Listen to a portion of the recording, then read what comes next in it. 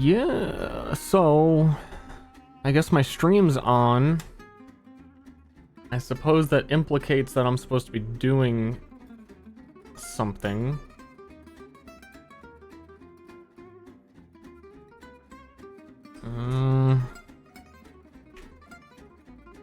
Nah. You got kids?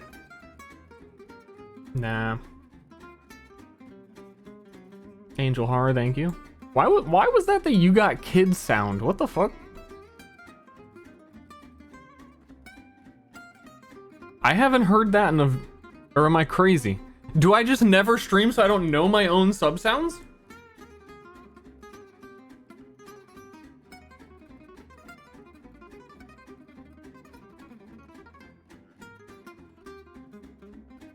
Or is it that everybody who subs to me is subbed for like 40 months?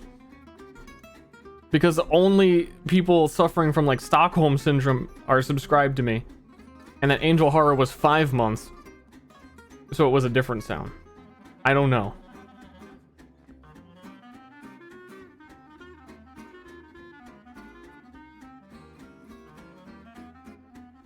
Did you redo the madness tables? I did. Dude, You got kids? Okay, apparently I got kids. Thanks, Awesome Cakes. Yo, Merry Christmas. Hey, John. Hey, John. Hope you're doing well, John. Hope everything's okay, John.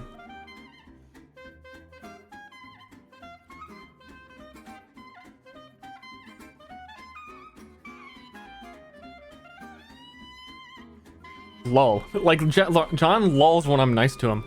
This is why I'm not. He can't handle it. What was I about to say? I was about to say something. Hold on. Also, screw this music.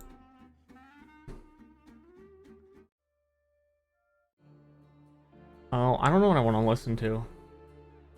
Apparently, I wanted to listen to Assassin's Creed Ezio's Family's really got me. I don't know, dude. I had something I was about to... I was gonna say, I redid the madness tables for Myriad, and... Man, I want to redo all the classes again, but I, like, can't at this point because it's starting in 4 days.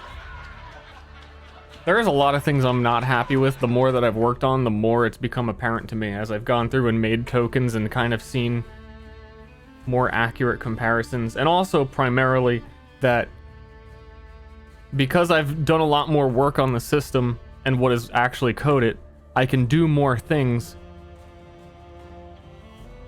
And none of those things are actually present within character choices because I couldn't do them before.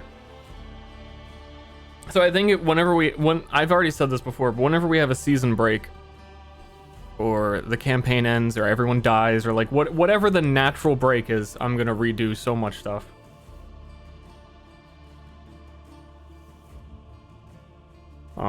But I think the values on a lot of things are just super off as well, but they're easy to just say, this does more.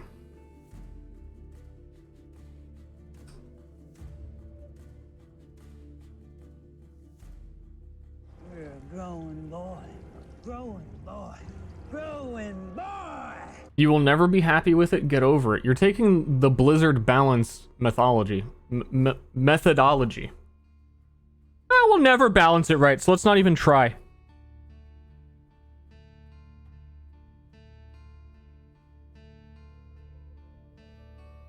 You know, you're right. I should just, like, write whatever, have it not make any sense, not work, and then shrug when anyone brings it up and be like, game design is hard. There's no way anyone would ever get this right. I'd like to see you do better. I'll play your game when it's done.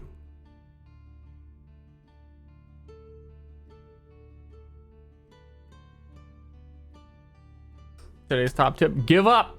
Agreed. Ooks to go, 12 prime subs later, and I'm still sub to Ster. Star cringe. Very good face. Excited about that face. Not excited about this face. Oh my god. Ugh. Hey, happy Halloween. I'm the masked magician girl. I'm magician girl. Where's this thing at? Dude, I never fix chat. Okay, I need to... Chat, go away. Chat, go away. I never re-rendered my webcam is still like... My new computer's coming. I'm ready to throw this in the dumpster. My computer can't run a webcam. Let me double check that this webcam is like running at 60 FPS or like there isn't some setting that's just wrong.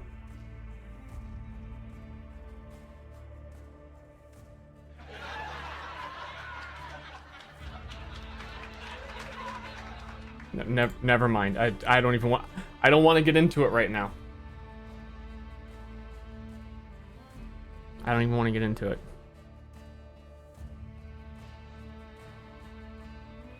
I was gonna say that face, all the children in town are that face. That's why it's also relevant.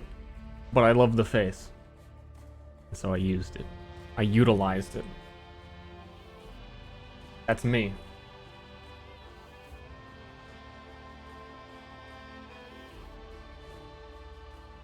None of this will work by Thursday. Well, my new computer's estimated ship date is October 19th. It hasn't shipped yet. When I delayed Myriad a week, I was like, oh, now I'll definitely be able to get it set up before the first session. That'll be nice.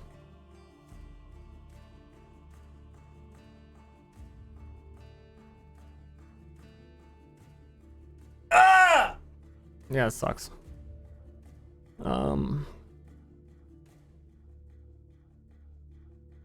What was I doing?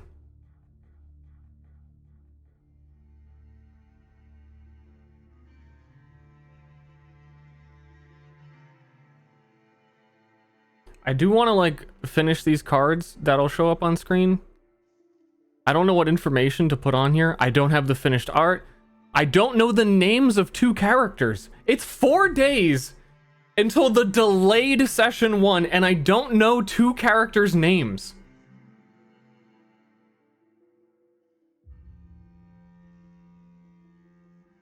What the fuck? I don't know, like everyone seems so excited on session 0 and was like so into it, was like, oh, I'm gonna get into character creation. You got kids? And it's like after that day has just been, you gotta wrangle your players and like get them to even tell you a name. Didn't see it coming. Pick their names yourself.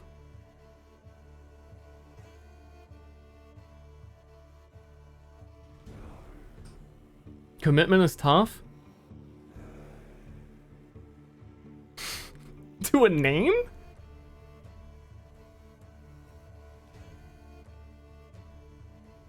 How could you possibly come up with 2 names in 4 days? I don't know, because they couldn't come up with them in 3 weeks.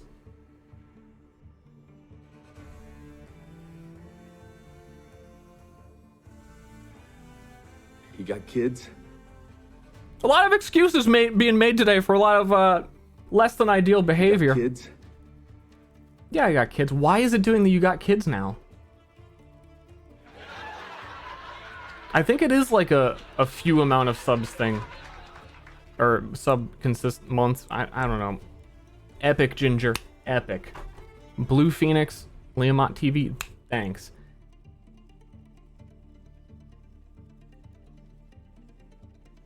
So who have their names? Everybody but Strippin and Moon Moon. I mean, I mostly have Strippin's character. That's like just a minor. I didn't even realize I didn't have his name, but he's... I know what his character is. No clue.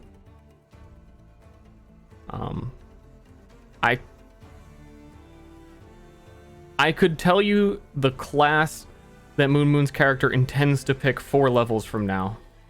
That's it. It's the only thing I know about him. It's something that doesn't apply to him yet. So it's a little rough.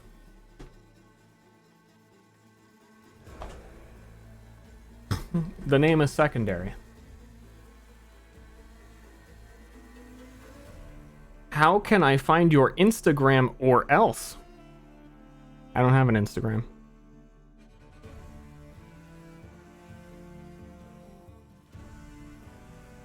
Any hot new gamer news?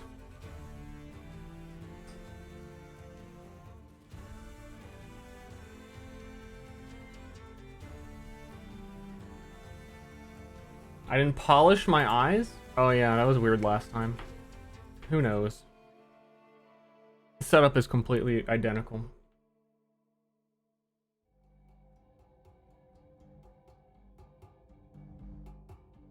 Just wrangle Moon in? I sent him a message like 2 days ago. I just sent him another one before I went live. On the 23rd. Oh no, that's 3 days ago. I sent him a message like, I just give me a time. We need to talk for 10 minutes before you turn your stream on or something. Please. He said Roger Wilco. But that was 3 days ago. So today I sent Bleeze. I tried to come to his level, hit him with the Bleeze, and see if we can get something done.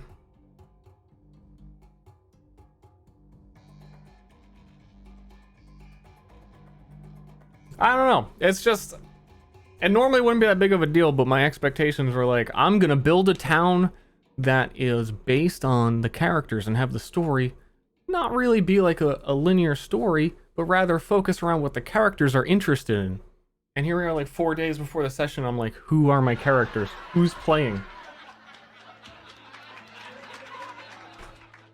Which is not super fair. It's like, you know, it's one. But, you know, it's, you don't get anything then. But if he decides session 1 that like, oh yeah, I'm actually this, and I'm like, well, I have zero representation for that. I'm gonna feel bad, but it's not my fault. Ster admitting to having feelings. You tell John to delete the UI again? No, John told me he was gonna work on that too today, but I just don't trust anything streamers say anymore.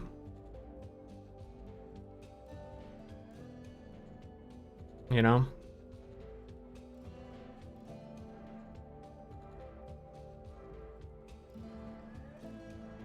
Not even myself. I trust myself.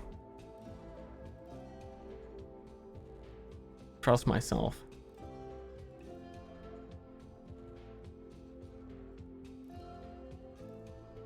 Yeah, I'm not a streamer. First of all, I'm not a streamer. If anything, I'm an influencer. It's very different.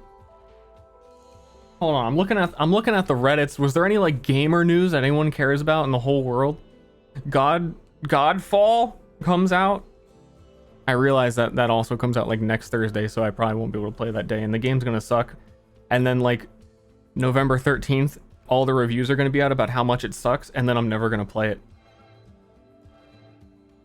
I'm understanding my reality. Have I played Hades? I don't know, man. I don't know.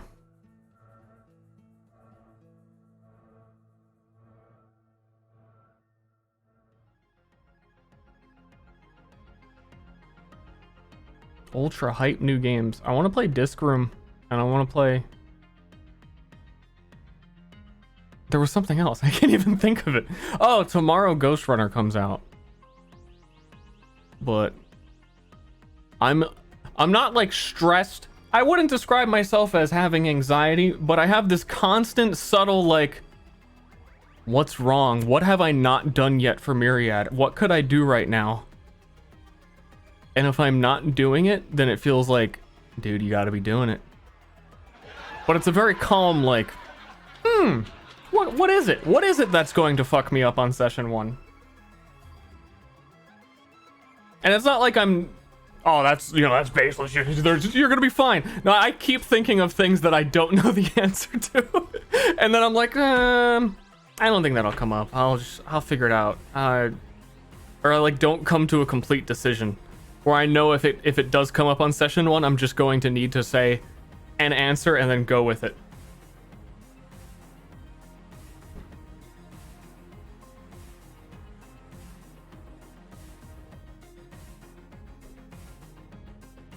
The advantage of having a group is always sure you didn't prepare enough. Yeah, but I would say for players, Shore4 and Arcadum are players that I need to be very much ready for. Because if Arcadum goes full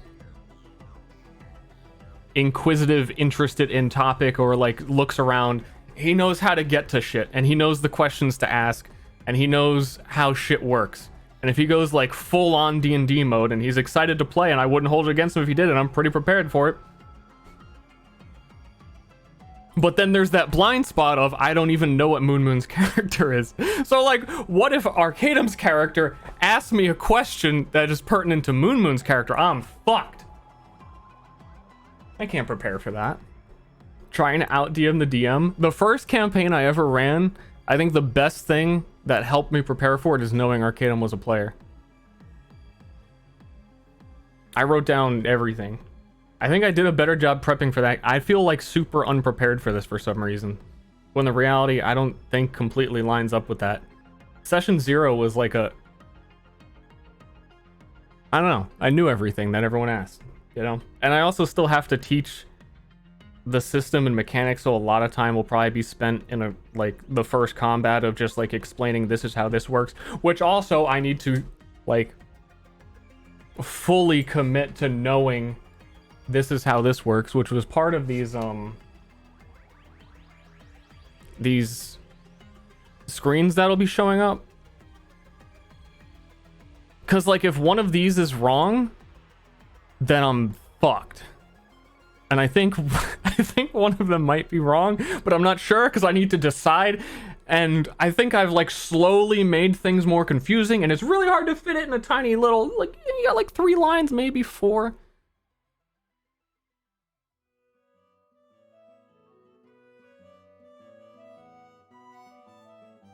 Game's just gonna be excitable child. Well, I'm the DM who hates all his players. That's my mentality. I'm not the DM that... I'm not DM versus players. I'm DM hates players, and there's a big difference. And I acknowledge all of their shortcomings, where multiple times Arcadum's told me he's gonna write me up a whole big backstory, and he came here to visit, and I was like, you're not gonna do that, Arcadum. You never do that. Players never give backstories. I have never run a campaign where anyone, even you, has told me you're going to give me a backstory. You've never done it. He's like, oh, what? Of course I will. You got kids? Where is it? Where is it, Arcadum? I sent him a whole explanation of how first session's gonna go because it's super relevant to his character, but there's like 1 or 2 things in it that I don't know that are super up to him in how his story works. Because he honestly mostly explained it during session 0. But I didn't get any response to that question. Like, I'm also just at the point where I feel like if I put something in the Discord, no one will see it. Because I delayed Myriad, and then like a week later, Moon was like, so it's tomorrow, right? And I'm like, no.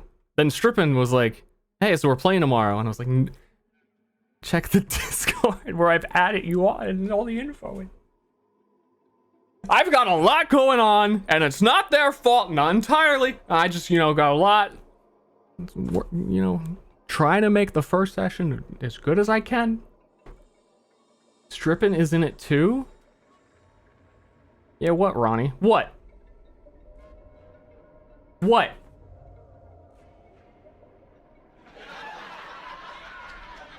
Ster? Cringe. That's the problem when you make a cringe emote. Chat only uses it at you. What the hell is this? Summerin X, thanks for the sub. Hey, Ster, I've got Corona. Get the fuck out of here. Brown sugar, 6 months, Kaiser Co. Have you checked out Ultra Kill? I saw a trailer for it. Who plays video games? Vathris, Ultraviolet. Because I can make one for you. Wait. Do you need a list of more people who aren't Ronnie? Hey, Ronnie. Fuck you. Double fuck you. Well, I'm gonna double fuck you kind of day.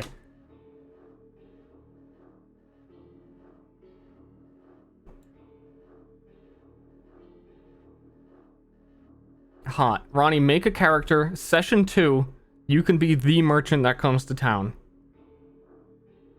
I'll give you all the stuff you can sell. I'll give you guidance. Probably session 2. Send me all the stuff. Well, I need a little bit of I don't know, like what kind of voice you want to do, like the general gist of what you want to do, and I can help you with all the important, like, factual information.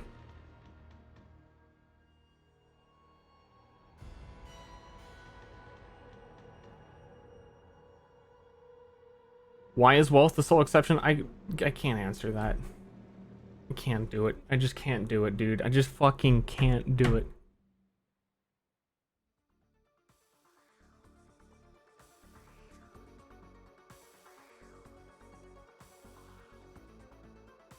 Thursday is session 1. This guy really hates his players. Make Ster's mom Ronnie's character's mom. That's way too much coordination. The furry merchant? There's no furries. Sorry. Sorry. But when you get to make your own world, you get to eradicate the parts of the real world that you don't want to interact with. Furries! I don't care. That's just making J's. It's funny. It's just a haha. Okay. Here's the part of the reason why I brought up this whole like action thing, and I was gonna say like I need to make sure everything makes sense, because there's parts of this that even though it's written down and even though it makes sense, I feel like shit's gonna surprise people, and I need it to be clear. And it's always comes down to step actions. 3 years of playing, Ashley doesn't know how a step action works, and it's not her fault because step actions are super complicated. And at first I was like, oh no, step actions, I have a really easy way to explain it. But the more I've been thinking of different interactions, it keeps coming back to like, wait a second.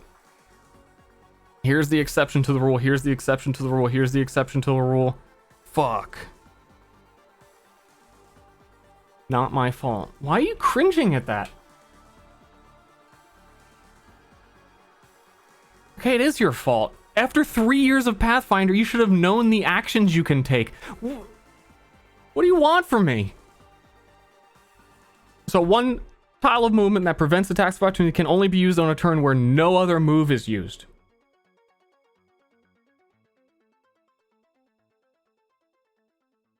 But then the contradiction, a full action uses a move, but still allows a step. But then the second thing would be equipping item uses move. Should people be able to step if they use the equip item action? I think not. But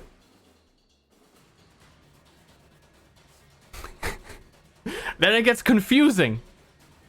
If your answer is yes, then the explanation for how a step works is bullshit, and then no one will ever remember how it works.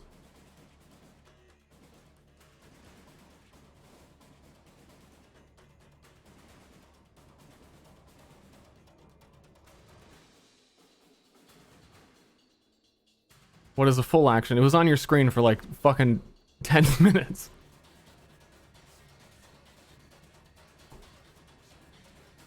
And then that brings up like further situations where your full action could be a charge action which has movement in it, but action says full action still allows a step, which could create, it's just like I need to like shore up all the holes in the most sense-making way before someone plays. Because even if like, oh, I could just change these rules later, once you change them, like everyone's gonna remember the old ones and ask for 3 years how, like, thinking that it is how it worked on session 1, you know? Give every limb an action. I'm down with that. Give me a playlist that doesn't suck.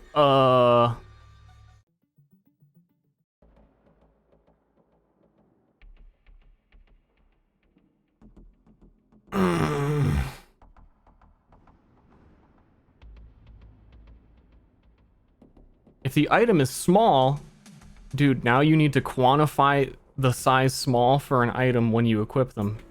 You're making it more complicated. That's what chat usually does, though. Well, if you just weigh the item, streamer.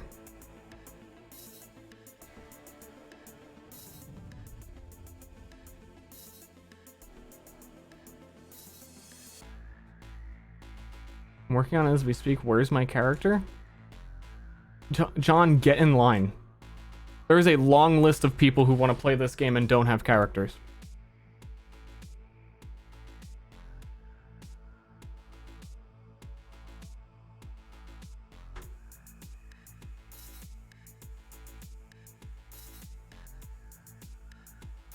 Ayah.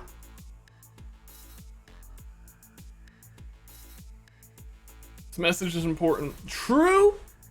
Also, anyway, what I probably the most basic of thing.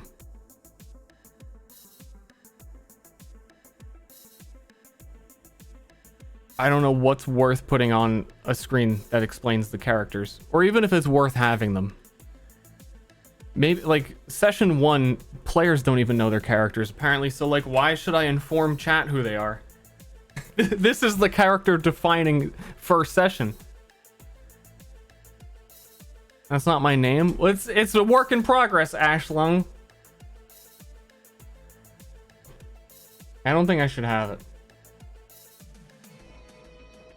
Develop it throughout the session. Just like stop the session and open up Photoshop, save it, upload it, and add it to my UI throughout the session, and then weigh it.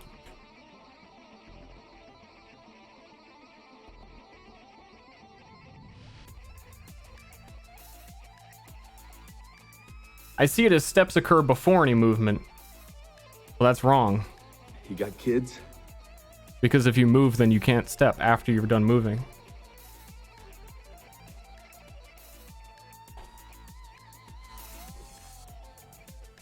Dude, I'm just gonna shit in someone's mouth. Like 30 seconds. I realize I say that a lot on stream. I don't know why. Like, what was the relevance of pooping in the mouth? Shitters.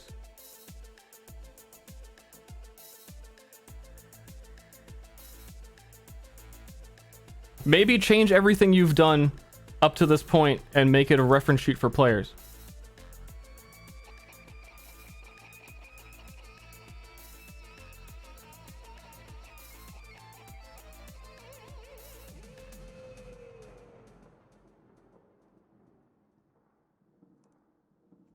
Stepping is moving, but moving isn't stepping. No, stepping is stepping.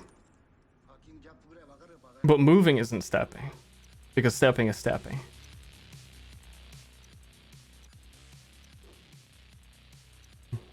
How do how do attack opportunities work? You use a reaction and you do them. The classic.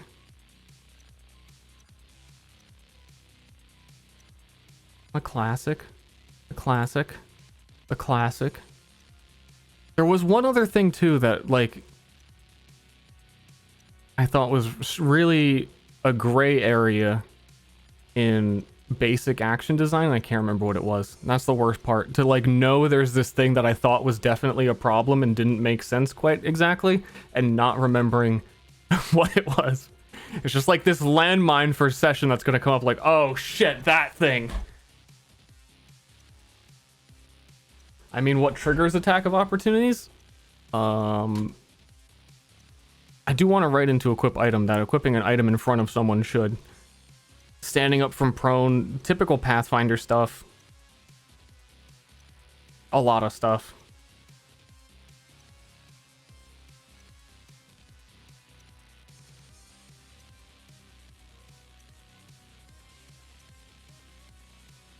Ster, why don't you just play D&D? True. That would be actually really funny after all of this session 1 comes and I've just made everyone a completely different random class in 5e and the whole thing's 5e.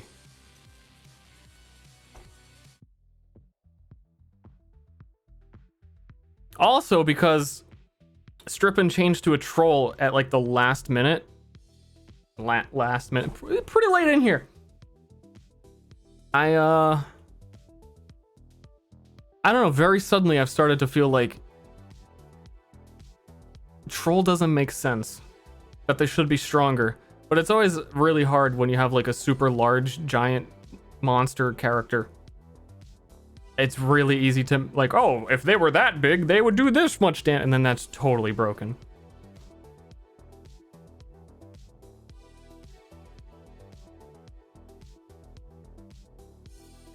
but it's too late. He actually made his character.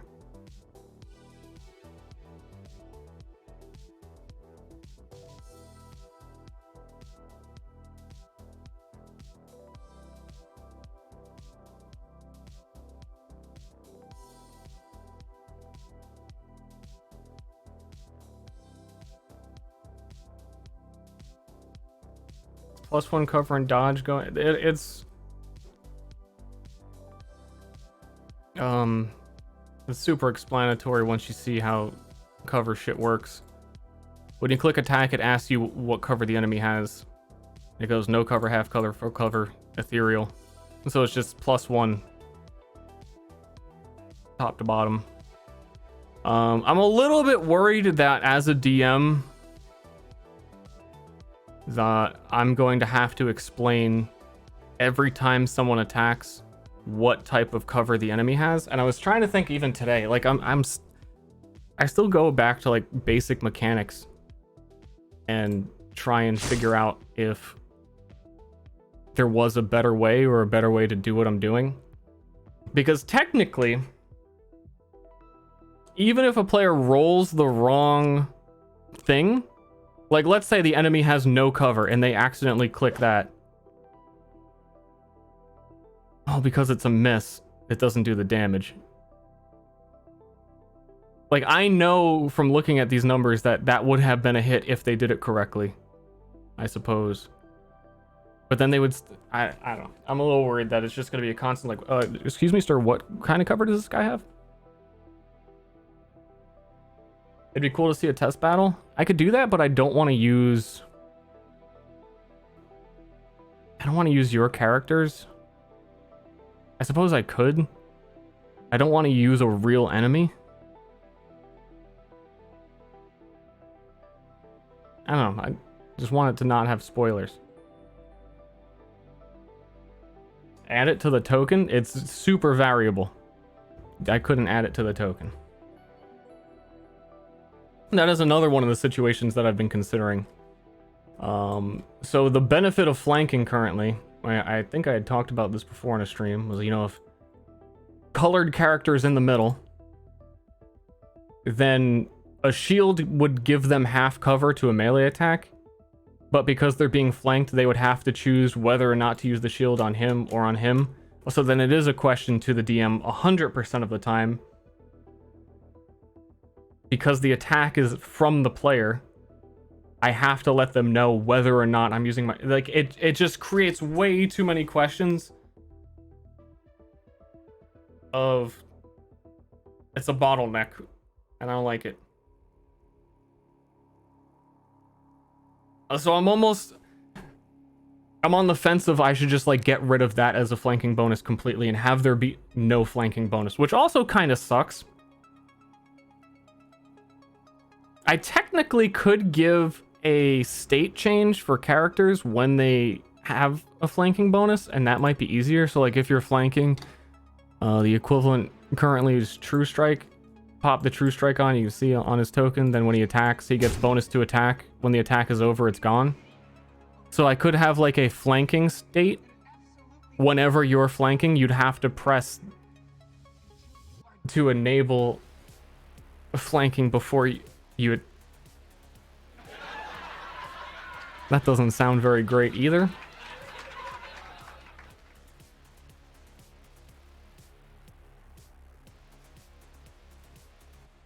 A token that represents the cover state and just put it near the enemy. No. No. Because in this exact situation that I'm currently explaining right now, the middle character has cover and doesn't have cover at the same time, and has a different type of cover from ranged attacks. And has a different type of cover if the ranged attack is coming from even further away.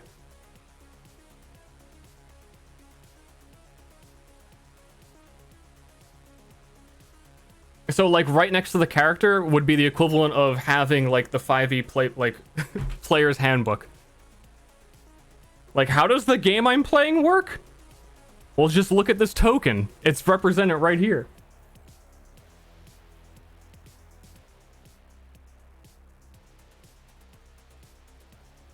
I was thinking adding a flanking option to the attack. but I'm hesitant to do that as well.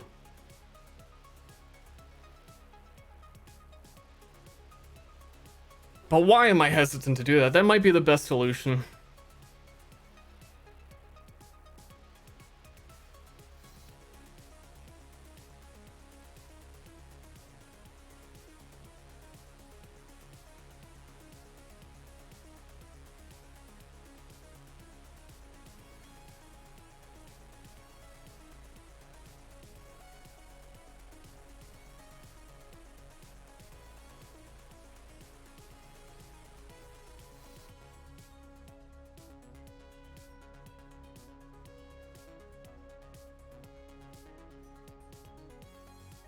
Do a flat cover reduction. There's also that possibility, but that's really powerful, honestly.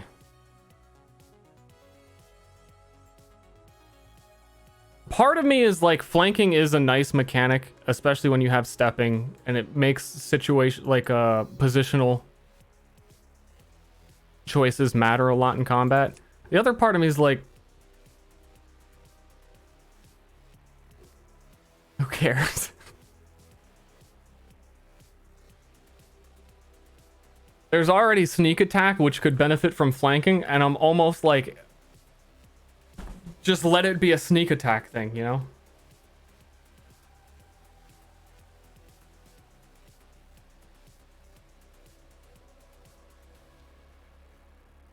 Because for me, the give and take is it worth it for when a player clicks their attack macro to have the question of flanking there, have to click it, have to know whether or not it's active, ask me if they're flanking or not. Is that whole extra step worth the additional like 10 accuracy they would get if I did it that way? Barely.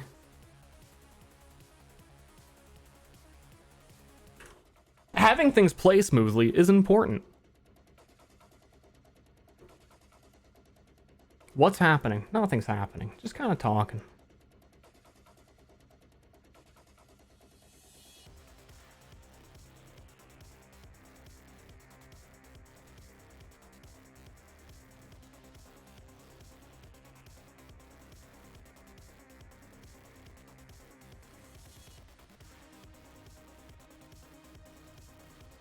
Dunkin' Donuts.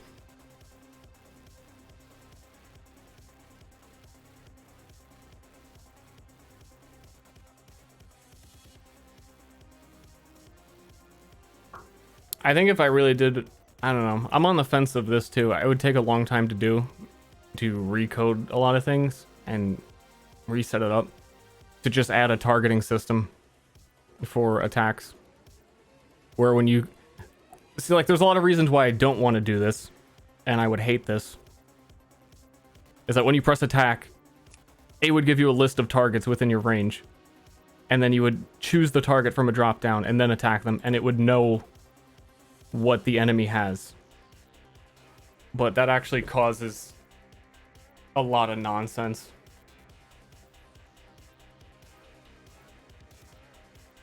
That just isn't worth it. And honestly, in a lot of ways, makes the game harder to play.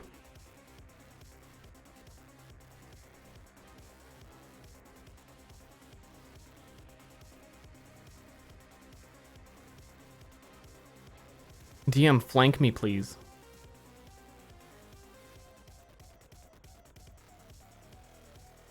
Ooh! What is this app? What language it uses? It is Map Tools. It uses a custom Map Tools scripting language.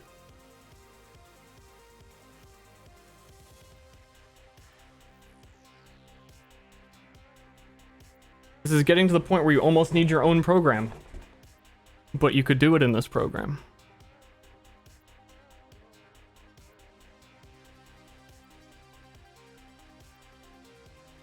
True. True. True. I don't expect to solve any problems today. I just haven't streamed in a while, and I didn't expect to be productive today, so I'm hanging out.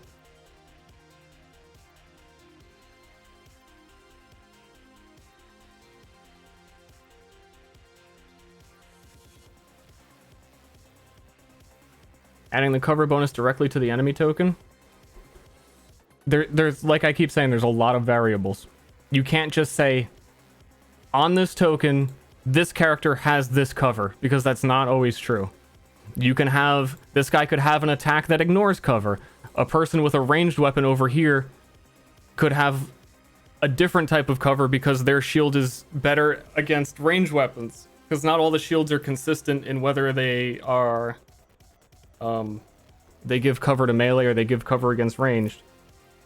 The character could have any number of buffs on them that in like a specific circumstances allows them to have +1 cover. They could use the dodge action to gain cover against one attack. It's like, it would not help anyone or the system to write it on them. Like we've said, it's the equivalent of putting the rule book on the character, so that you can read the rules.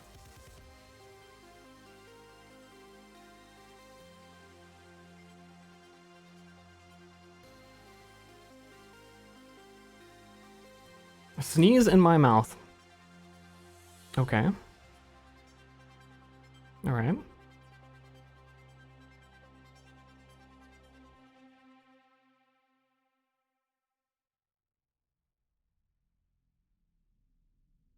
Can you determine flanking programmatically? That's where I was determining, is if it was worth giving players a state.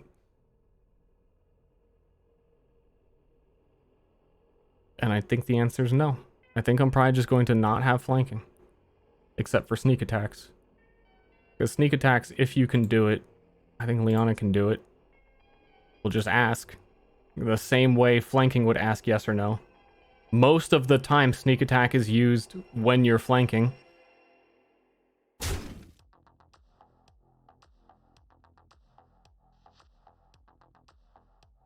I almost wonder if, like,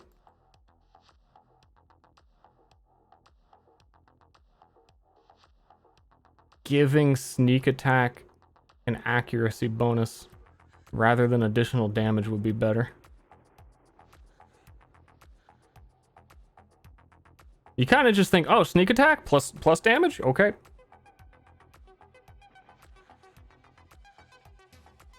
But it's way too late to decide that.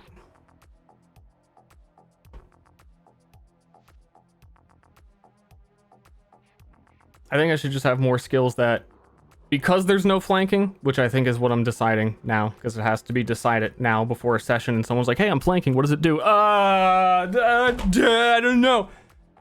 I'm probably going to, like, give... No one took these classes either, so it's irrelevant. I'd probably give one of these two classes more bonuses when sneak attack applies, which is most likely when flanking applies. And then through the accuracy determining mumbo jumbo, it already asks whether or not you are sneak attacking, determines the answer yes, and then if answered yes, I could just add accuracy. I can add, you know, more I can add anything at that point. So like the whole system for that exists.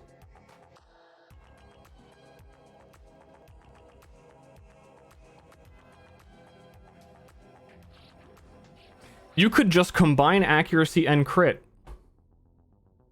Never thought of that. That's how it is.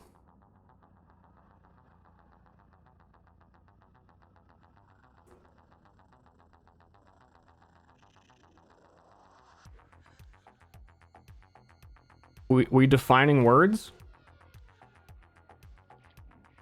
We saying sneeze in my mouth and then defining words?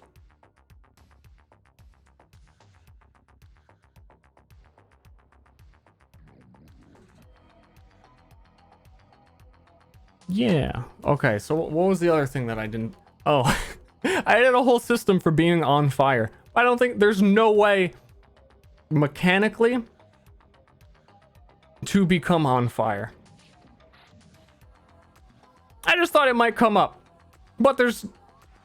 It's gonna be like, I'm the DM, that guy's on fire. There's... It's totally not set up for that, and that's another one of the things I would want to completely redo. It's mostly only this class that has fire abilities, and currently there's very little, I should say, representations of damage types within the core system. So it's a pain in the ass. And if there was a break and I had a chance to rewrite and like redo the fire abilities here, I'd probably do that. There's also no way to remove fire specifically. I don't know. I just figured there's probably some situations where this will come up. I might as well make it because it's not that hard.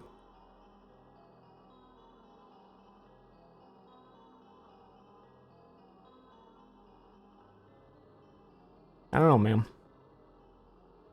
What the fuck, permafire? I was thinking of it as like, if you use an action to put the fire out, you're good. But it's probably not gonna happen. There's the only class that it would be relevant on, unless I started giving like fire items to the players, would be the alchemist, which Shorefor did take, but he's on a whole different. He's not focused on that shit, so it's not an immediate problem.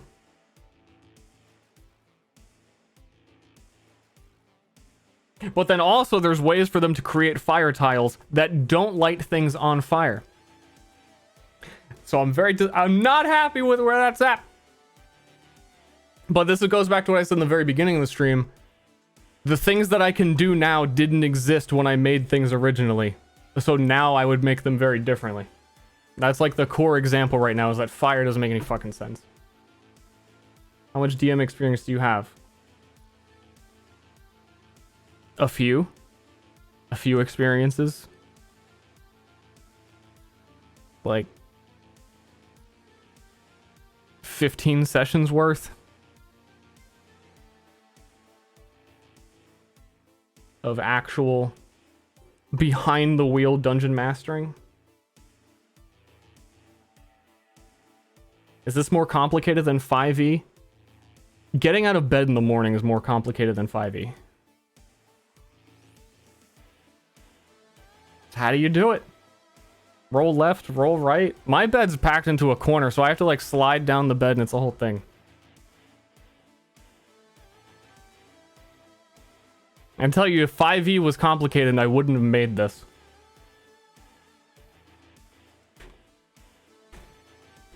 Tiffany was reminding me about Dougal. That's too. Ashley was bringing up that Shorefor was the bomb character. I just forgot too. People just forget. Is it less complicated than Pathfinder? Yeah. Pathfinder's the opposite. That's going to bed in the bed made out of nails. Like, you didn't need to do that. Why did you do that? Somewhere in between.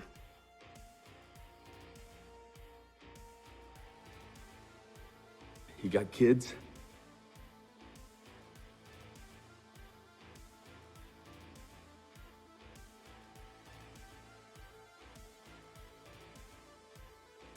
Combat turn checklist? What?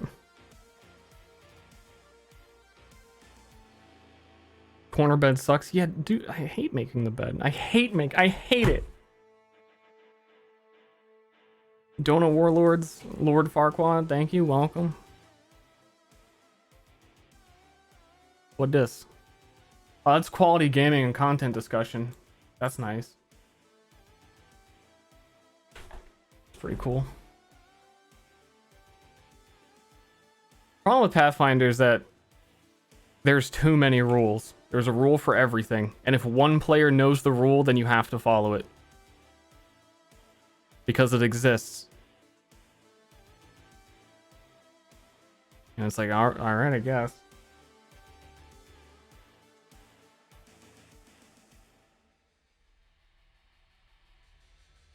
You think your system is balanced? No. I need to...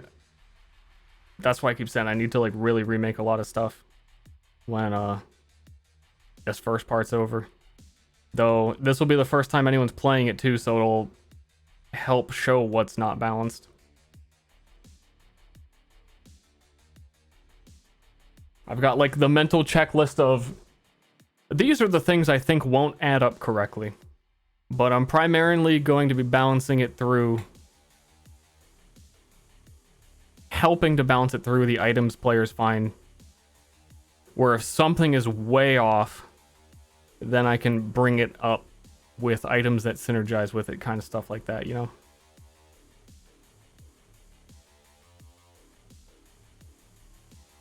It's like a hot fix. But overall, based on what the players picked, I think they have picked balanced things. I don't think any character outshines the other characters. You're a hot fix. John, you're hot. I want to see you in a bikini.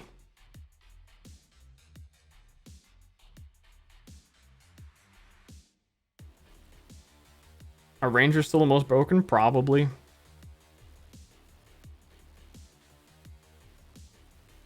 But someone actually brought up in that other stream some way to do some thing, and I was like, shit, yeah, you could do that, and that would be super broken. It's mostly because we haven't played, and I haven't seen the effects of accuracy. But accuracy is the fastest way to just add a shit ton of damage. And also be more consistent at dealing the damage. And it's really hard to quantify exactly how much damage that will be.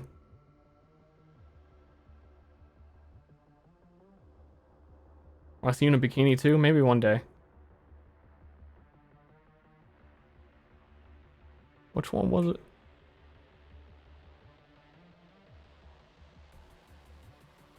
Anyway, as an example, you can multiply, like with a crit multiplier, 5 damage. Players have 30 HP to start. You could multiply 5 damage to one-shot people.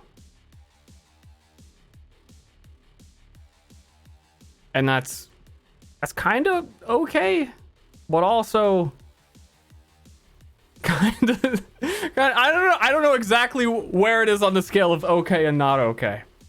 Because it's not exactly easy to do, but it's a thing that can happen.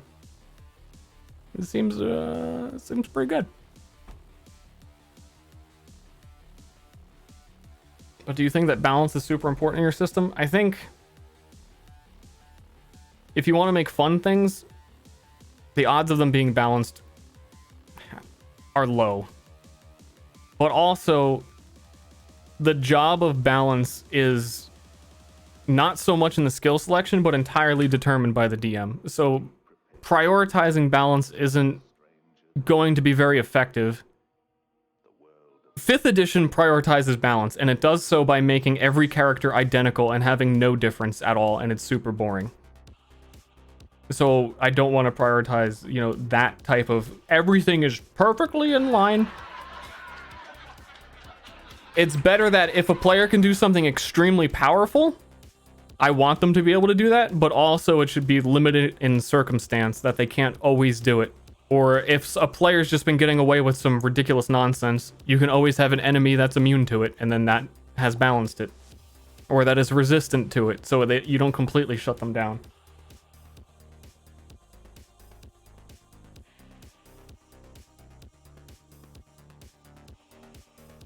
Do you think characters will die? Yeah. I hope someone fucking dies. I'm not gonna try and kill them, but I'm not gonna... Going down in combat's already bad, because going down in combat pretty much means you gain a madness, and madness isn't good. And I ran a test combat of the first combat, and 2 players went down and would have gained madnesses, which to start session 1, like finish session 1 with 2 people already progressing down madness is not good. So... But also, I ran that combat where Moon's character did nothing for the most part because I didn't know what he could do. I assumed he would take Cure Wounds as his human trait. If he doesn't, then I might lower the difficulty of the encounter a little bit because I don't see any way they'd do it without that. But it depends on, like, if he does choose something else. And also, Kenneth... Level 1 Kenneth is... he's like a non-character. He doesn't do much. But also, there are so many variables to how the combat could go. Like if someone really thinks they're gonna go down, they could just walk away. He's not a joke character, but his initial skill selections were very heavily like intelligence and what's the word I'm looking for? Succeeding at skill checks. That kind of stuff. Not combat.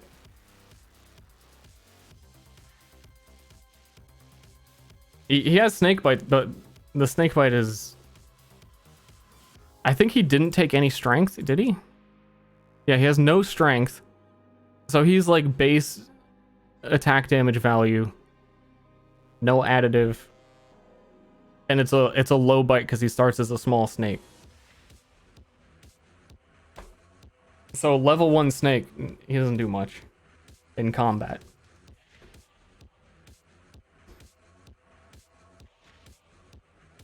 If they're doing really badly, you could have another PC from the Astral Realm do an anime boss fight. That's always an option. True. True.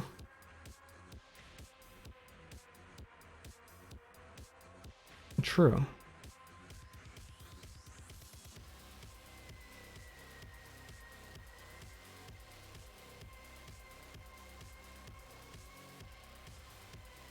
Level 1 snake sounds about right. Will he ever get poison in his bite? If he ever levels that ability, yeah. Eventually. How often will sessions? Every Thursday, once a week, unless something comes up. Like a player has to move. Like next week, another player has to move on Thursday.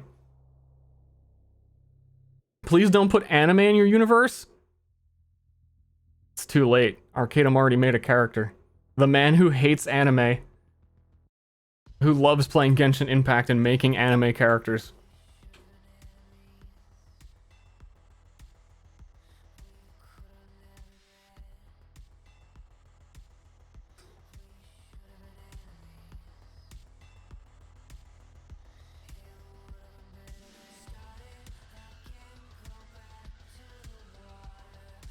Oh yeah. Anyway, what am I doing? What's on the docket? What am I doing? What am I doing?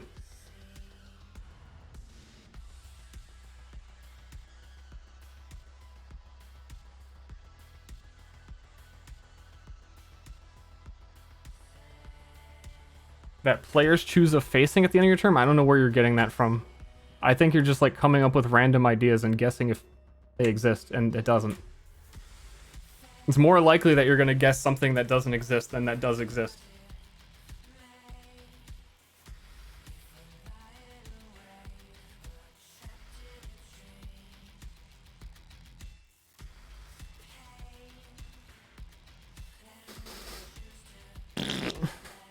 Wasn't me.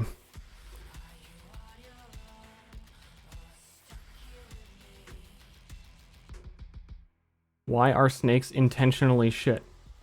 They're not. I think they're the strongest race. By a significant margin.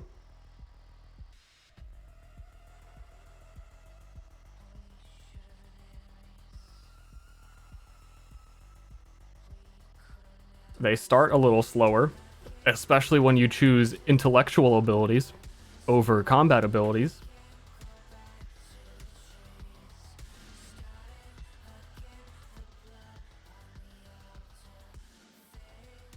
And what are they strong? Here's the OP. I gave them 4 playable races. These are racial skills. Snakes have like 20. I forget. I counted at some point. They have a lot. So before we get to classes, snakes have more options than every other character. They start small and weak, but they gain a lot of stuff over time as they grow in age. And they can attach to players. And being attached to other players is pretty good Arcanum never really banned much of anything in Pathfinder because that game's super broken as it is. But the one thing that was always banned is mounting other players because it's really good. So snakes can give the equivalent of shields to players that they're on top of without the player having to use a shield. And they give both of them armor, which is hard to get early game. Then they end up getting extra attacks based on the person that they're attached to, and they gain reach. They get a whole bunch of shit. And then you can force enemies to attack you instead of the person you're attached to. And if you want a class like Cleric or Resilience, which is like full armor tank mode, you could give the person you were attached to like an infinite amount of life. It'd be extremely hard for them to die. So they're really good. Shorefor's not going to do any of that. So it's not an issue.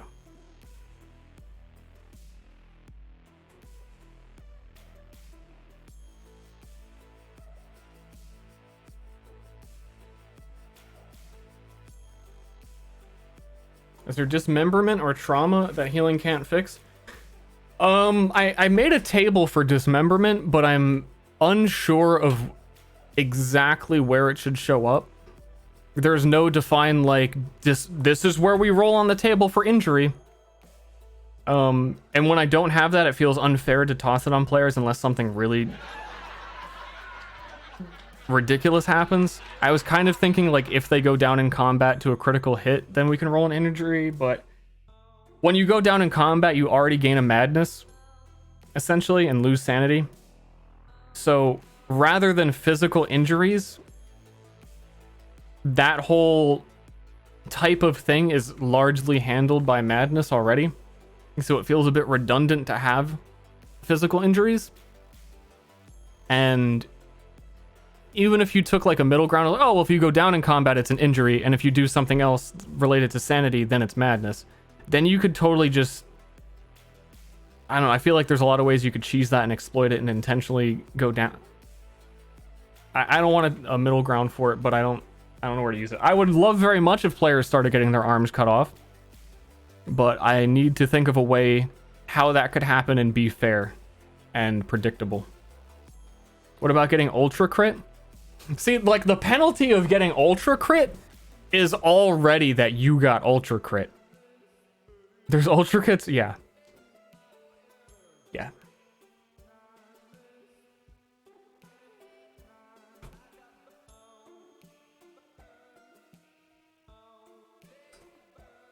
What happens if you go down multiple times in the same combat? You'd gain a lot of madnesses. And if you're conscious when you gain one, you get stunned for a round.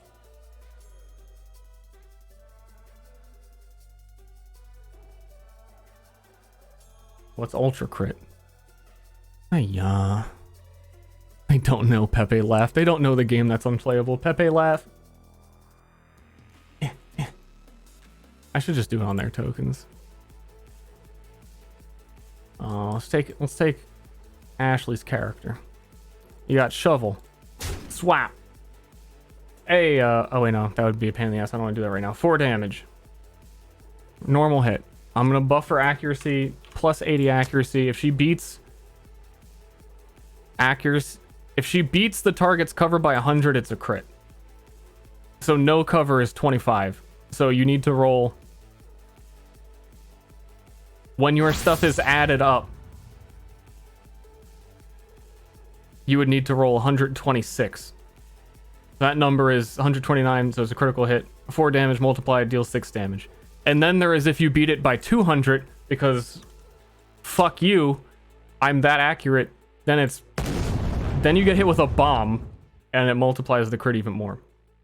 And then there's a lot of other stuff that can add to crits, and that's why I was saying you could end up multiplying 5 damage to like a 30 damage hit, and it's ridiculous. I want to beat up the cactus? You did it.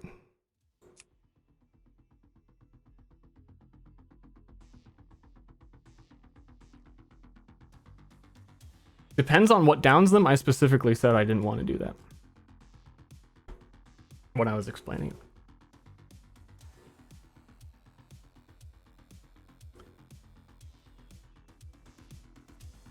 So use a scalpel and run dex. Pretty much, because daggers have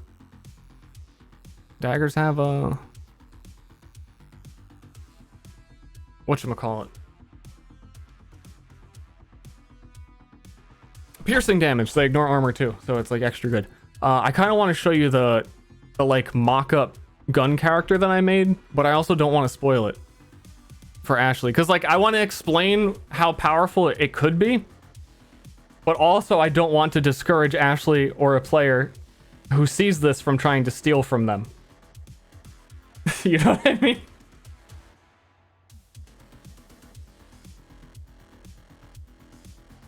Okay, Ashley, mute for a bit. Don't pay attention when I come back to this map. Then we're good.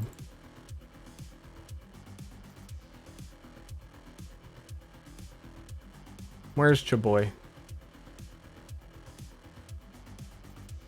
Okay, this is my test marksman character that has a gun that will probably end up being a guard to like a merchant. And the players are going to see that he has a gun and be like, let's kill him. So, if you're a guard and people are going to want to kill you for your gun, you probably need to be able to kill people back. So, step 1. When you enter initiative, he instantly gains 2 buffs. And he gets 2 adrenaline on the first round of combat. Those are like his good go-tos. And these buffs that I'm talking about are what Ranger has, and part of why I say Ranger is fucking busted. So this is how... This isn't just like I just made this shit up for this character. This is how Ranger does. So he gets True Strike, which adds 50% to your rolled accuracy. And he gets Precision, which adds 50% crit multiplier for 1 crit. It's for 1 attack and 1 crit. So he only really gets 1 with it. But then how was it? First round, he's got 2 bullets in his gun. He can dash, or he can step 3 tiles, so he could step straight to where the players are. And then full action shotgun blast. And if that shit crits, they're all dead. And it has a very high chance of critting because he gets the accuracy buff on turn 1. So that was 11 damage, and it's piercing. So that's a third of everyone's health. It hits in a 2x2 AoE, so he'd hit, potentially 4 people. But also, while Ashley's not here, I really like how I set up guns. Like, they've got actual reloading going on. He's got cool-ass dash moves, so he can, like... Well, it also doesn't work when you have full ammo already. So he's got, like, a dash and reload as a step action, so he can step away and start shooting people again. Sound effects. Sound effects help so much, man. Anyway. Very nice.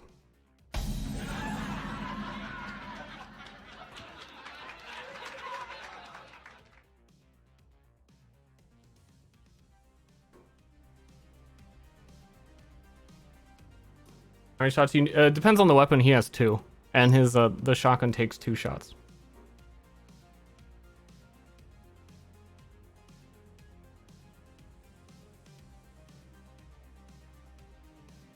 Very nice.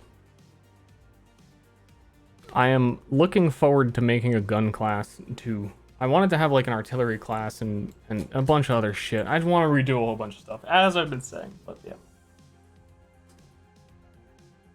But once I actually made guns work and have ammo work and see that it seems pretty cool, I was like, damn. I can tell you Arcadum would have played a gunslinger if it was available.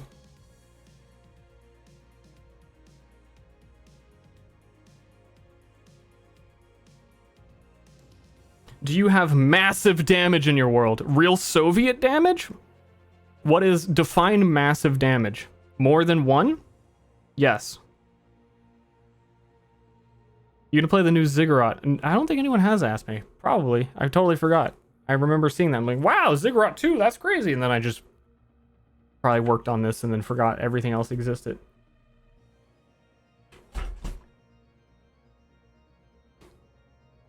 Hey, So what you're saying is that a couple of villagers with peasant weapons, when approached by a guard with a gun, shouldn't be able to just kill him to get the gun? That's the hope. That is the hope. I mean, honestly, they'd probably still get it, unless he did crit them with that initial shot, because after that he has to take time to reload and stuff. But yeah. I think they'd still get him. But it shouldn't be easy. Just give the guy 2 guards. Getting 1 shot and kill due to no. If you go down from, if you're conscious and you take damage that would kill you, it doesn't kill you. I don't want it to be like I'm up and I'm ready to fight. I was ready to fight. Now I'm actually instantly dead. I don't like that. That's usually the only way players die, or like the number one players die. Number one way players die. But two parts of this, I don't like resurrection at all. I hate it whenever it comes up in D&D. You get to a point where there are no consequences for anything because everyone has diamond dust, everyone has resurrection. There's always a way around it. It's expected. It's built into the system that enemy damage is so high that you will die. I don't like that. Number 2. There's a number 2.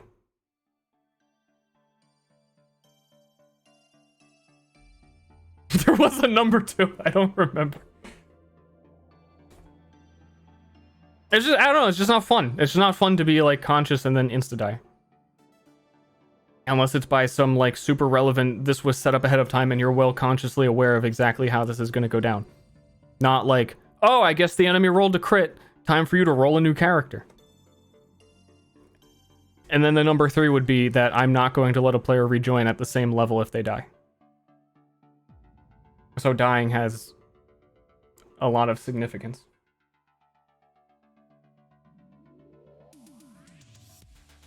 Is that why you want your party members to be violent death so bad? It's never gonna happen. Why? No one dies.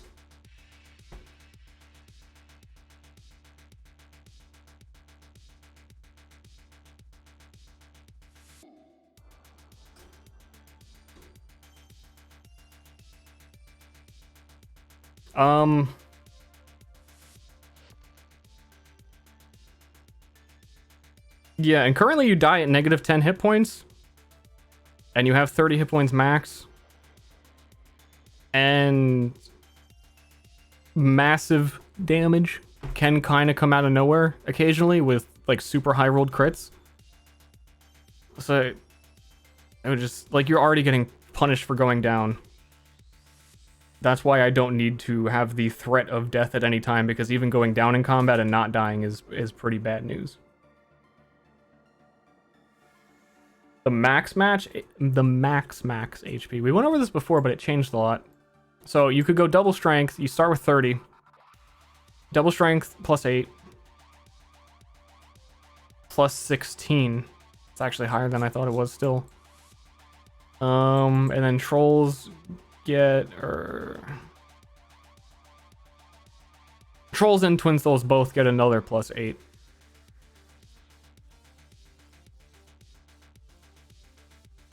I think that's max. I didn't add. Because after that, I don't think there's another way to get max HP from leveling.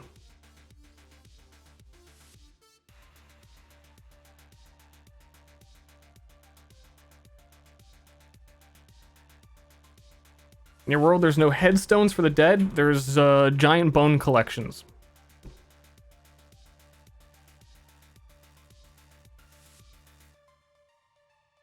Oh yeah, if someone dies, their leveling will catch up eventually.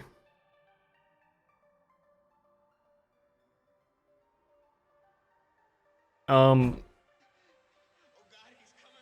when people die, I'm going to have them start back. Oh, I'm talking like I have the thing open. I don't have the thing open. I'm gonna have them start before their class selections. So like, even if players are like 3 levels into their classes, someone who comes and joins is not going to have a class yet. And they're going to need to catch up to everybody else.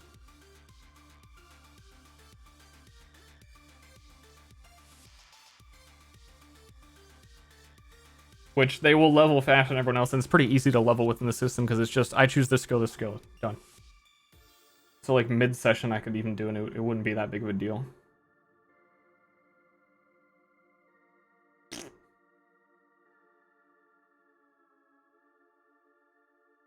It's milestone.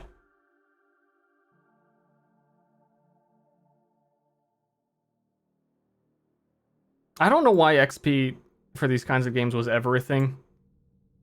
It seems like just the worst hell you could put yourself through to calculate XP for a tabletop game.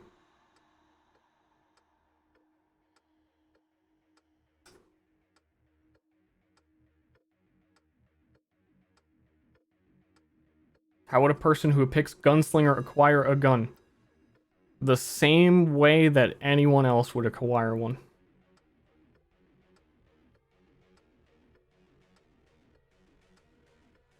Which, because this campaign is a village in the middle of nowhere, not so easy. But if a player was super dedicated to it, as a DM, it's your job to find a way to get them one. Also, if Moon's character, he talked about doing the random loot rolling stuff, you can find guns with random rolls. It's like I think it's a higher chance than it should be, honestly. It's like 2% maybe. Maybe like 1.5% chance you open a chest and there's just a gun in it. So theoretically, session 1, Moon opens up a box, rolled really, really well on random loot generation, finds a magical fucking rifle. Then yeah. That would be something.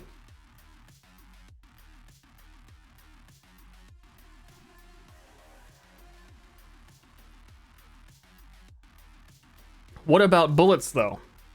Well, the number one thing you can do in D&D to, like, if you wanted to live in a hellscape, is track experience. The number two thing, if you want to live in a never-ending hellscape, is to track ammunition. Hey, DM, I pick up my arrows after the fight. I know! I fucking know! You have 20 arrows and you don't bring more. You're a ranger!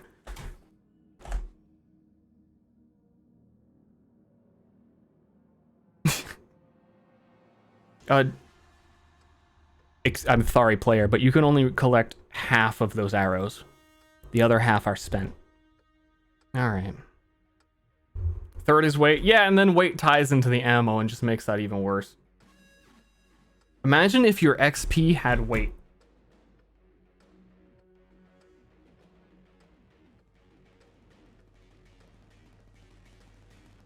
Is there loot scaling? Currently, no.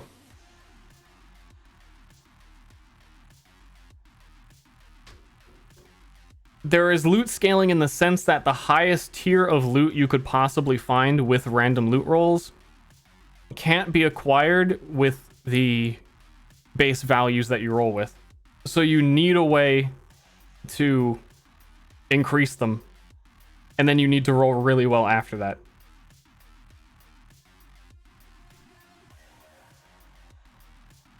So technically, you wouldn't be able to find the best stuff in the beginning.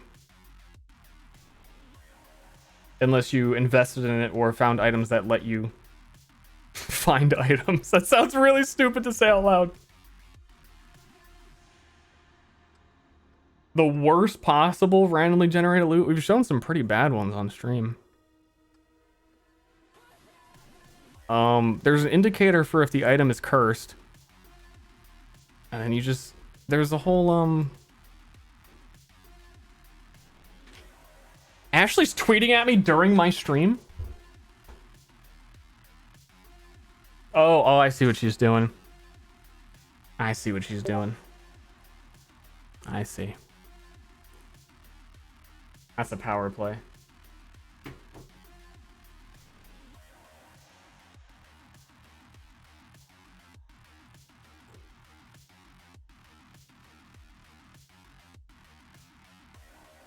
Oh, whoop. That's not what I clicked. It's the finished Moon character. That's big. That's a really... Oh shit, Moon. Cool character! What? You see this fucking, how do I point it? You see this guy? What's his name?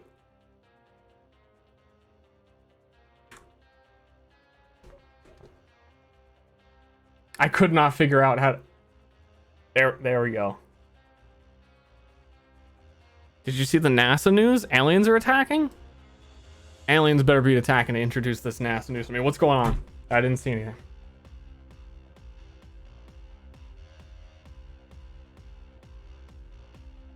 Threatened to name him? I already... okay, I think I know what he's gonna pick. Here's my predictions.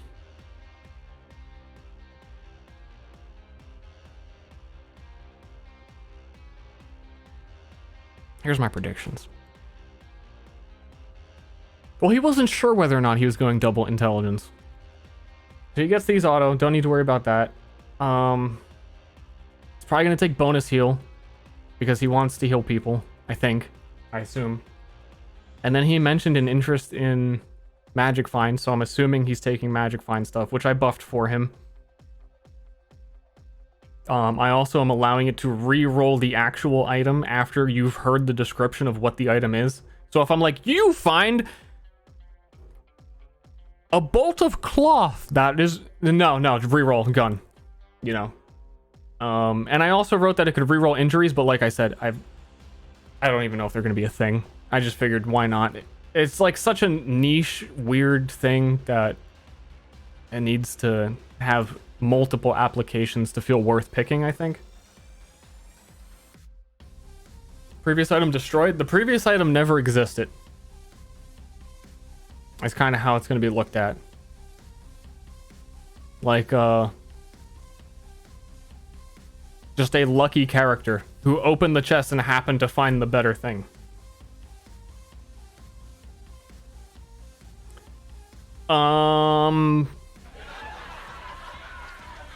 And then he was either going to go double intelligence or intelligence strength. I don't know, but he gets to pick a human skill, which is the actual important thing that I really want to know. And I assume he's just going to take cure wounds. And I would recommend he does. But there's a couple of things that could be good, like impervious would be fine. Just ask him. Just ask him.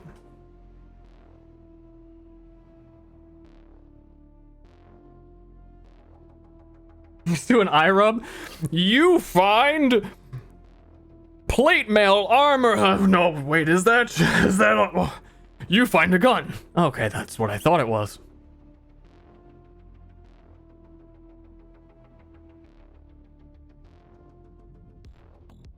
Is the reroll always positive? No. It's just a different thing. But the other part of this is always positive in that he adds... I was gonna go do that. That when an item is rolled,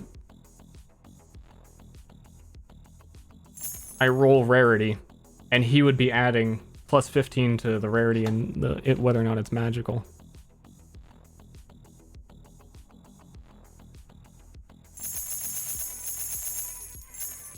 Stinky. Smashed rat leather vest. This object is in shambles, and using it would certainly make any fashion conscious user very embarrassed. Those stats that you can... those aren't relevant.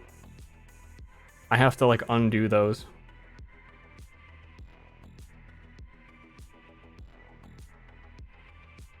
Or... I don't have to because players can't see when I roll these, so I don't have to. I just...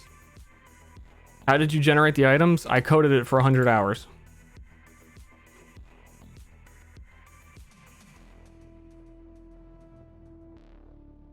Nice.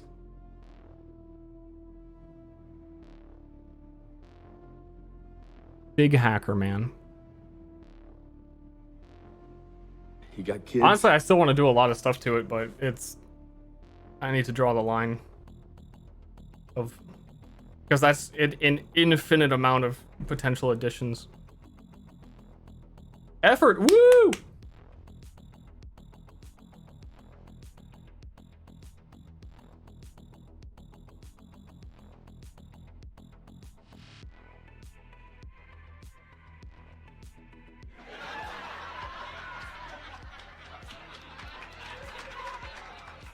Firaxis, welcome to the club. Admiral Sevenoni, very embarrassed. Jams, many month, excited for Myriad. Very cool. Taylor Swift 2, thank you for subbing. Welcome to the Ster stream. Imagine watching a stream and it's Ster. Bet you can't redo it in 50 hours? Well, there's no way. It's just like a lot to type. The coding of it isn't very complex, but then it's like tables of 300 things that link to 3 tables of 100 things. Just a lot of things.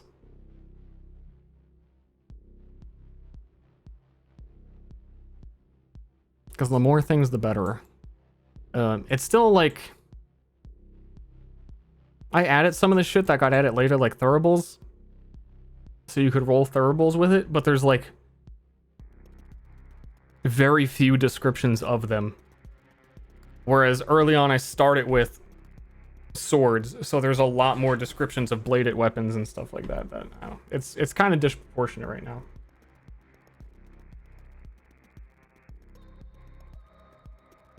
Mattresses are cool? What? What? What?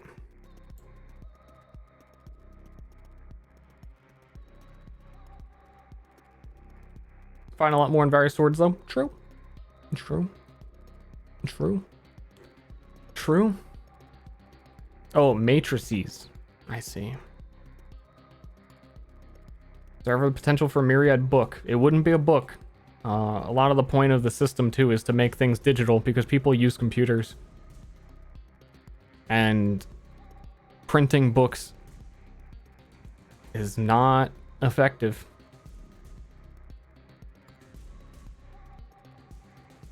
Doesn't matter how many books Pathfinder put out or 5e puts out. The 5e tools and the equivalent Pathfinder website is what everyone's going to use because it's just easier. Using I know, right? Computers. Not getting ahead of myself. Want to make sure the players show up and name their characters and everyone enjoys it and it's a fun time before, like, even right now, if I made a website, already knowing that I'm going to rewrite most of the skills at a certain point. So I would have to, when I update a skill, I would have to update the skill, update the code for the skill so that I can easily give it to characters if it's already written or not, then update the website. And it's just like an extra step that's going to slow everything down when there is no reason for anyone to actually have access to the information.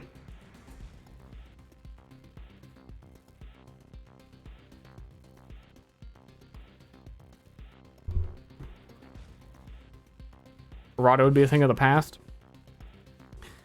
Yeah, I don't know. D&D is stuck in a weird spot where them printing books is kind of cool because it's like the nostalgia of this is how it's always been, and if D&D goes against how it's always been and the nostalgia of Dungeons and Dragons, they're gonna get a lot of shit from a lot of angry nerds. But the reality is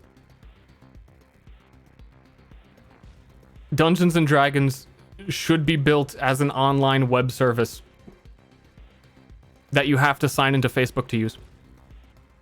Maybe not that part.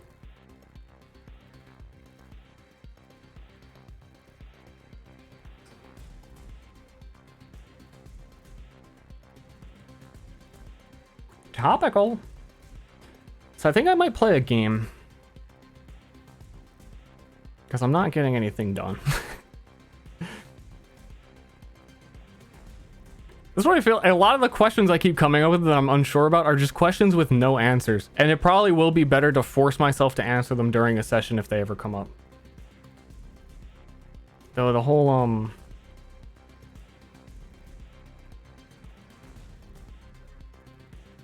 I'm glad that I pretty much decided flanking doesn't exist. That makes me happy.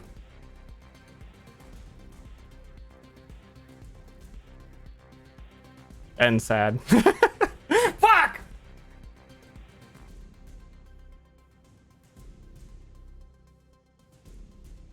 I think making up stuff on the fly is a sign of a good DM. Making up your rule set on the fly is not a good sign. It's if you're DMing 5th edition and no one knows the ruling on something and you make up the answer, that's good. I'd recommend you do that every time. To just move past it. Unless it's a crucial moment where a character's gonna die because you don't know the right answer. Just move past that shit, make up an answer that satisfies people, and then go on. But if you do that in a system that you wrote, then that is the official answer. So you can't just willy-nilly say, oh, I guess that's how it'll work for now. Because then players will remember that's how it works forever.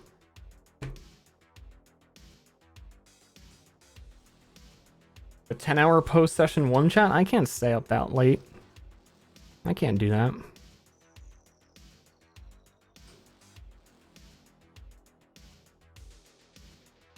All the loopholes in emergent system behavior.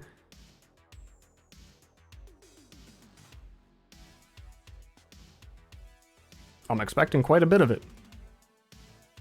Particularly in what we started talking about before with step actions and stuff. Video game?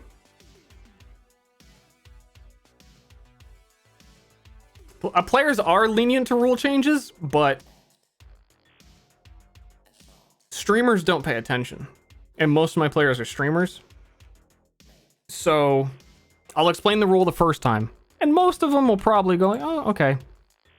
And then later it'll come up and they'll go, we'll realize that something's wrong and we'll change it. One person will listen. The next time that situation comes up, everyone will say, wait, I thought it was this. And I'll say, no, we changed it at this point to this. And then they'll go, oh, okay. And then the next time it comes up, the fourth person who wasn't listening brings it up again. That's how it happens every time in my experience. Is that they'll accept the change, but they won't remember the change. They'll somehow... the only thing they'll remember... they'll forget everything. The only thing they'll remember are the things that you've changed.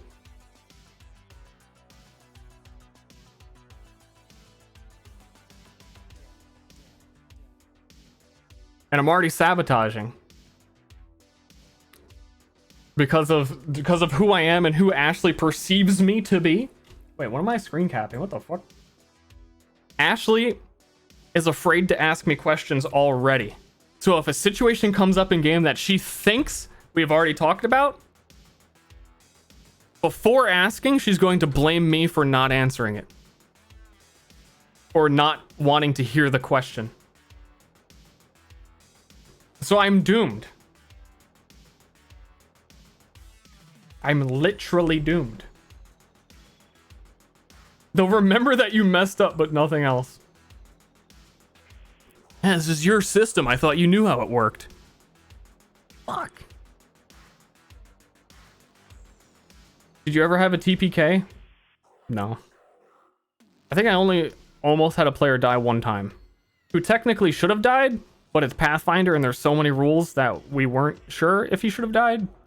And in the session, we thought everything went right, but I think someone looked back and was like, yeah, actually, I think I was one turn dead there.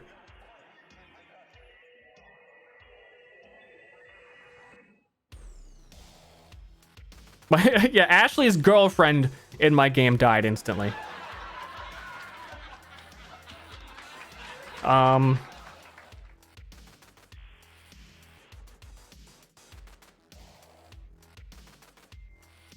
Thinking of anything else. I think that was it.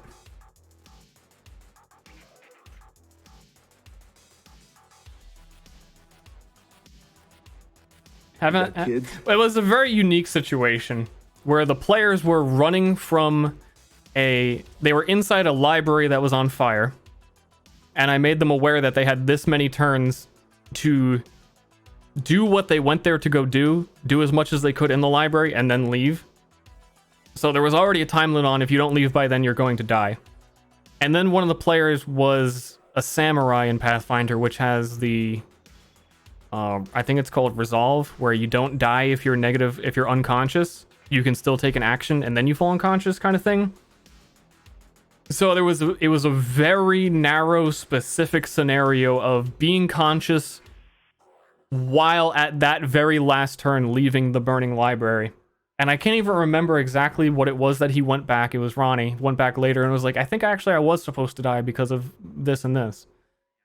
But I don't even remember what it was. I'm bothered by that scar. I can't, oh, you can kind of see it. It's 2 scars, actually.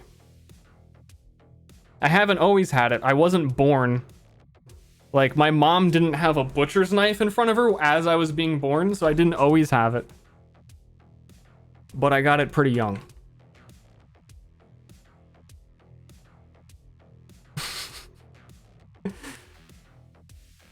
Like, it's my anime scar.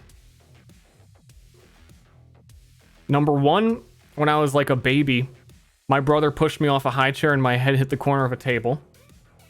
Scar 1. And then when I was older, I was playing tag with people, and I thought I wouldn't be tagged if I leaned backwards over a off of a stairwell. But then they just reached forward and tagged me, and then I fell and hit the corner, the exact same spot on a like oxygen tank. So this is my damage spot. You know when you're fighting a boss and they have the body part that's like lighting up with red? Did you die? I've told this story before. The more I tell, the sadder it gets. I don't know. Shoot, I'm not talking about anything else. Wasn't that in the bar? Yeah, it was in a bar my parents go to. It was early in the day. Usually my parents would stay there until like 1 in the morning. And me and my brother would have to stay there all day because like we didn't have a babysitter and they just brought us to the bar with them. But I spun out, hit my head, had blood everywhere. Like I touched my head and looked at it and my whole hand was red. Then I chased everyone with my blood hand because we were playing tag and I thought it was funny. Like it didn't really hurt that much. So it was more like the attention grabbing injury of like, oh shit, they think I'm hurt. Like, ah, I'm gonna get him. And then because I got hurt, we got to go home and I was happy that we got to go home instead of staying in the bar that day. So it worked out great for me. Funny blood goof. Yeah, just a funny blood goof.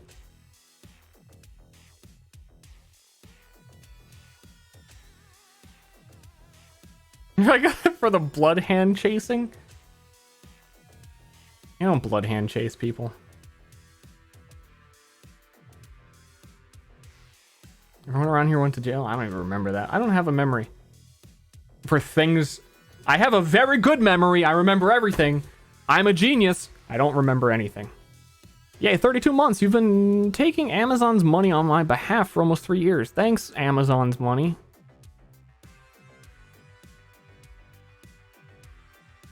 I appreciate the livelihood you've offered me, Amazon. How dare you not let me listen to other people's music? I'm getting DMCA'd right now as I speak with this music playing. Oh my god, I don't think the song has been updating this whole time.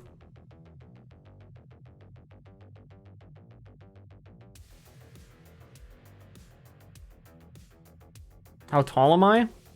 3'4"? 6'2".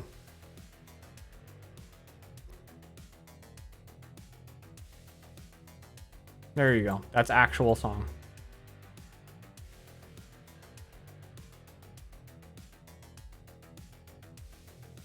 What D&D race is Star? I'm human.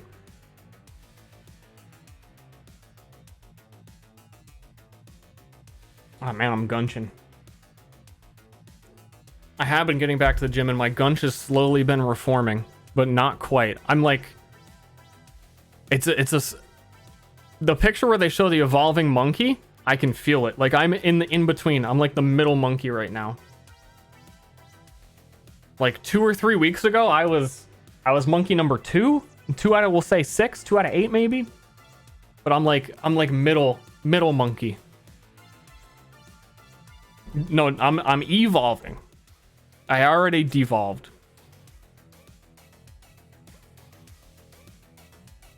I was thinking about that today too, where Twitch always has the, like, they even have posture bots. Like, hey chat, remember to check your posture. I don't think telling people to fix their posture does it. No one explains the long con. It's like, Moon, you're gunching, sit up straight. You can tell the person as many times as you want to sit up straight, and they'll do it for like 1 second, and then go back. You gotta work on that shit. Like, if you're not actually... if you sit in your chair all day and you don't exercise, you don't do anything, you're gonna gunch. It's just sitting up straight once every hour doesn't fix it. So, chat, what I'm trying to say here, too long didn't read, shut the fuck up. Many seconds eventually lead to minutes. Many seconds don't solve the core of the problem.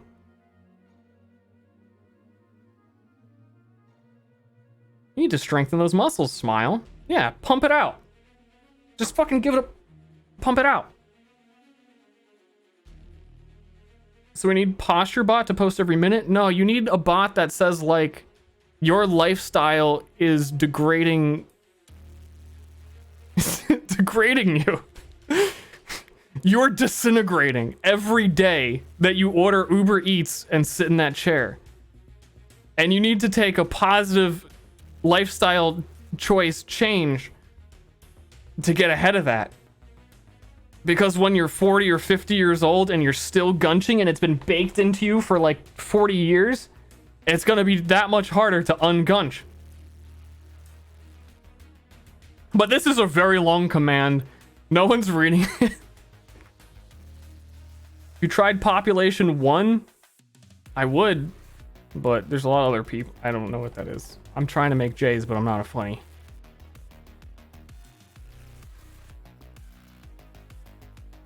How about a bot to remind you to drink water? Now that's a good bot.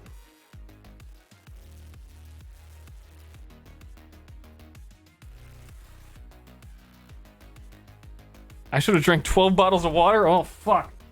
I got my chug.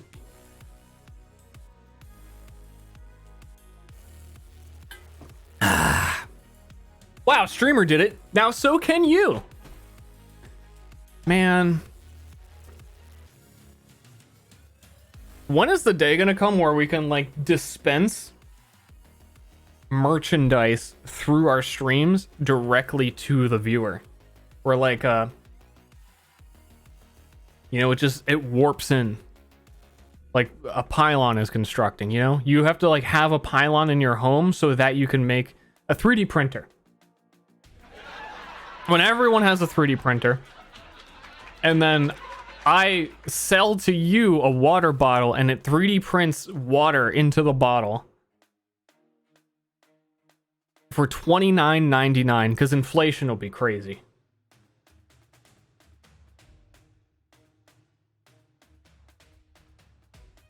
Can entire economies do stock splits? What is it called? Couldn't we just do that? Once things start to cost $20 per bottle of water, then you do a split. And then things cost $1 again.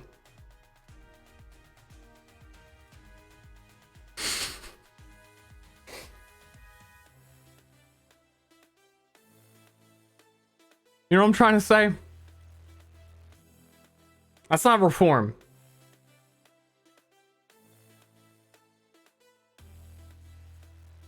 Hold on, how would this work? Why am I doing this? Like cheerleader splits. No.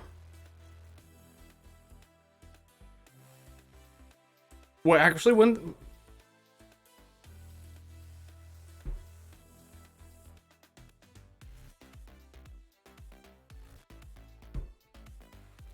I don't know if you could do that without, like, digital currency. Brainstorming your presidential campaign? I don't know. I just had a random thought. I was like, oh. That could happen. Maybe. I don't know. Done in Poland in 90s.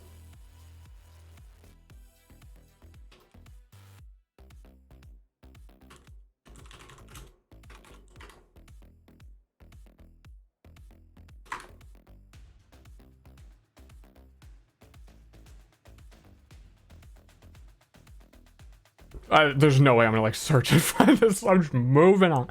Just forget that. Does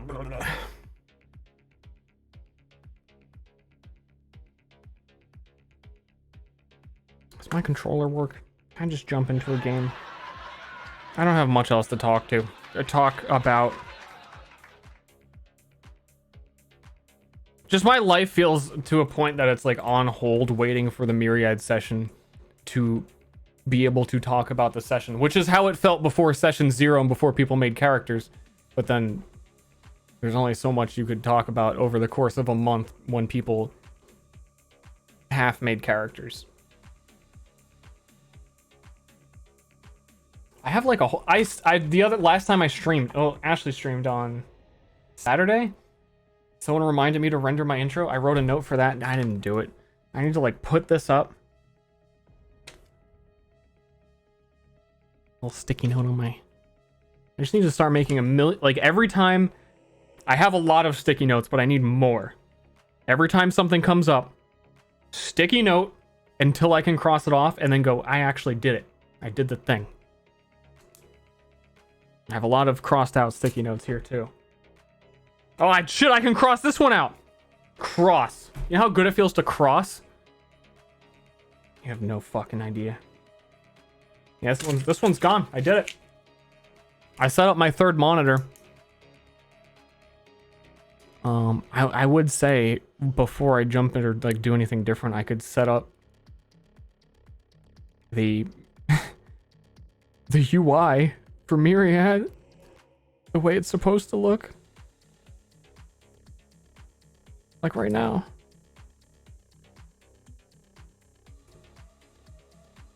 But it's not done. Hold on. Let's see. You got kids? I can get John to send me the not done. If he's still here.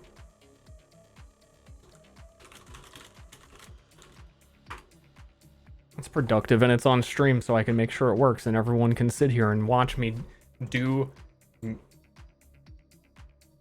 basic tasks.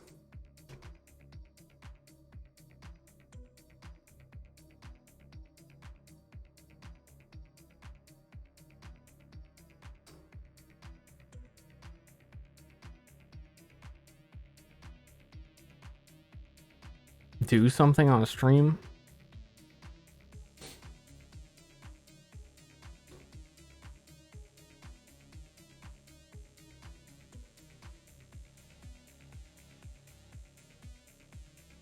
Yeah.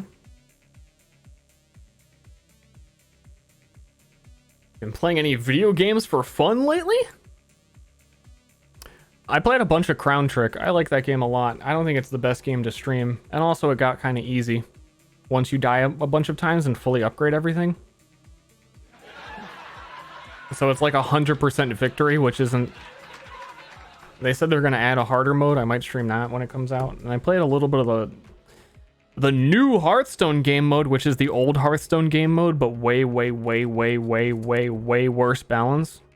And just like the baked in levels of incompetence you would expect from Blizzard balance.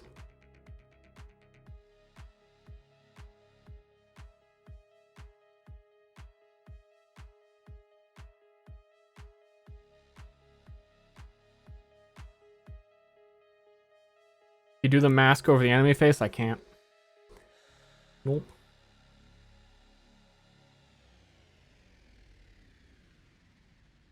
I wish they didn't make every mode after Dungeon Run deliberately worse. Well, it is Dungeon Run, but it's PvP Dungeon Run, but they made it worse.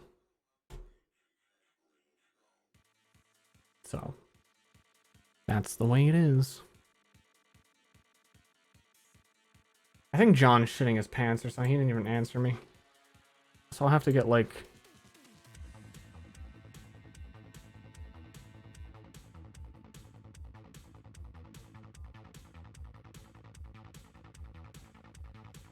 He's eating?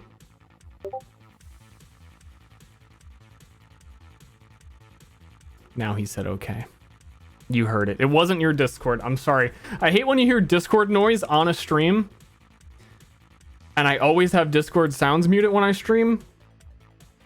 but specifically today, I'm hedging the like 5% chance that that Moon wants to discuss his character, and I don't want to miss that. Hello. Hello? Hi. Hi. Good. What's that? You gonna send it to me? Yeah, I'm sending it to you now. Okay. Okay. Well, I might as well send it now because otherwise, I'm just gonna be doing no work. I am gonna be working on this right now. Yeah, I just want to line everything up and set it up so I don't have to later. Oh, you want to line it up? Okay, I'll send it without the background. Yeah. A nice mock-up. A nice mock-up. Can I add my Twitch URL at the bottom Nope. of the? I'm adding it. Do I have to pay you? No, it will be for free. I'd rather pay for it. I would still be getting more from that. Yeah, true. You know, exposure. Paid an exposure. Yeah.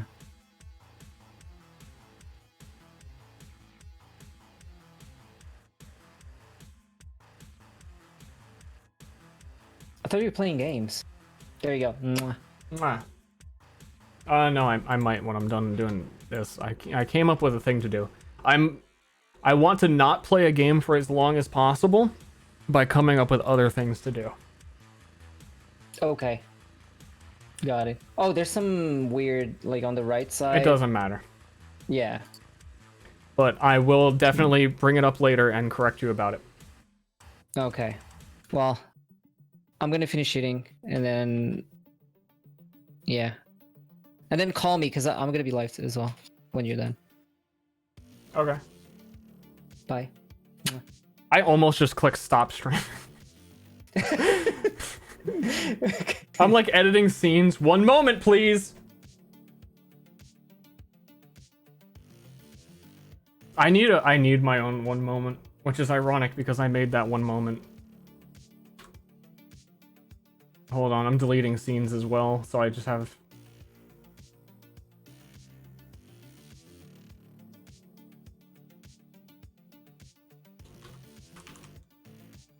Yeah.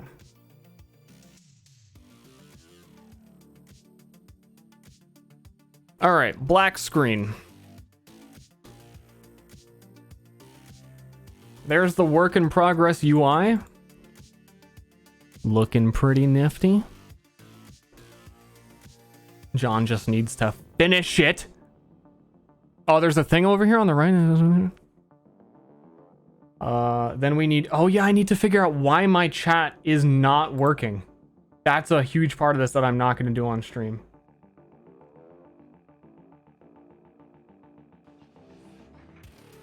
In fact... No, I'll just use that for now.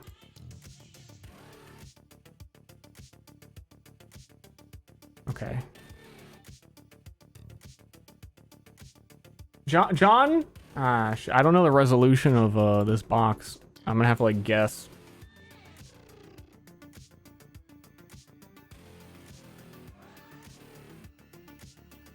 Wow. Look at streamer doing things. You were a part of it. You were here. Yes. Oh, do you know the resolution of the side box? The bottom right one? 1 moment.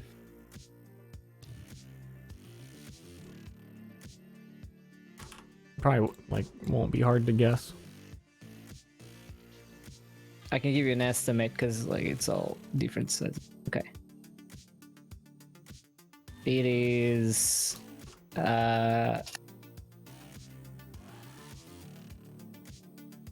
it's 302 width by 628 height. I'll type it. 302 height. 628. I got it. Okay. Just in case, I'm gonna leave it there. Future reference. Okay.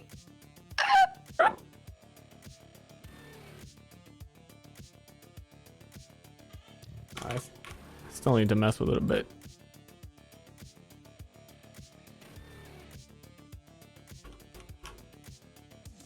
Chat, spam! Spam like you've never spammed. Fill up this box. Nice. Okay, now I need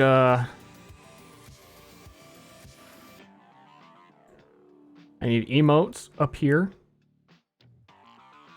I need to make emotes appear too.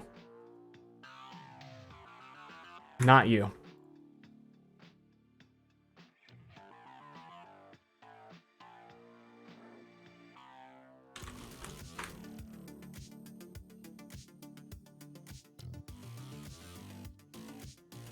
Kinda cringe. Hey, mister! Mister, you're kinda cringe.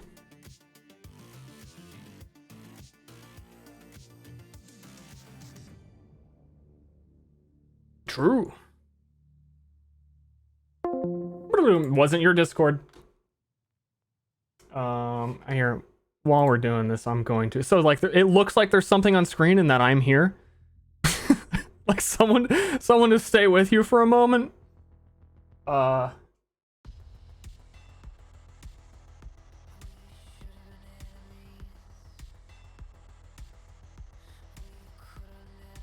Hey!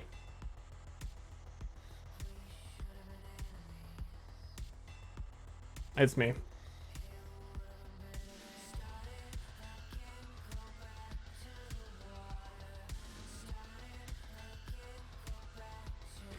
Okay, new browser source. We're hitting them with the...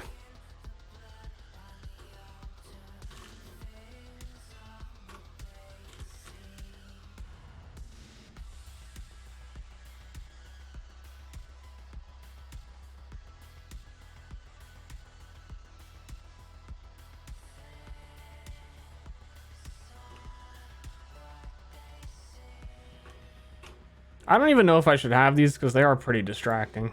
But I fucking love this extension, man.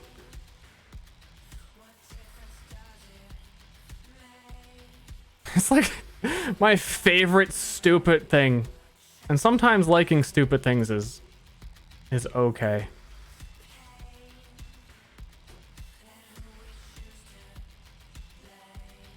Yeah, really. You have like the super fancy overlay and then all these fucking like faces. I'm not gonna keep it. I'm just gonna leave it there for now because I love it.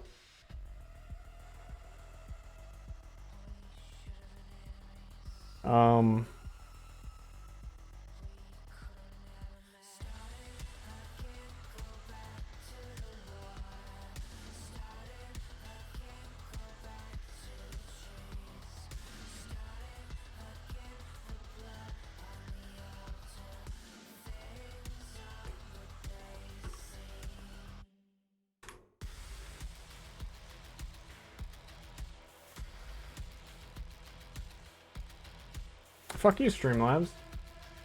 Yo, what the fuck? Did it overwrite everything?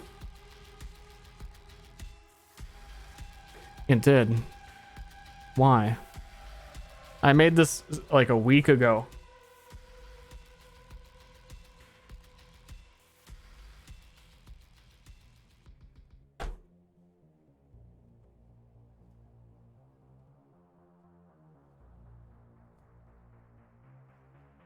Hold up, I suppose.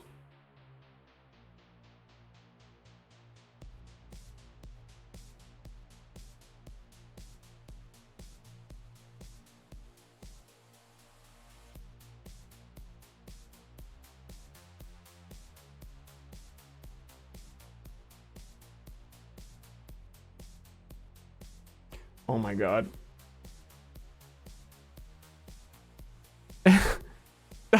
What the fuck?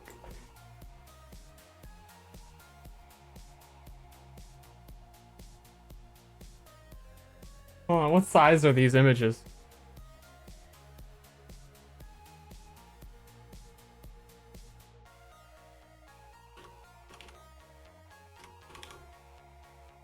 Oh, that looks, oh, that's the perfect size. Oh, that's the information? Cool.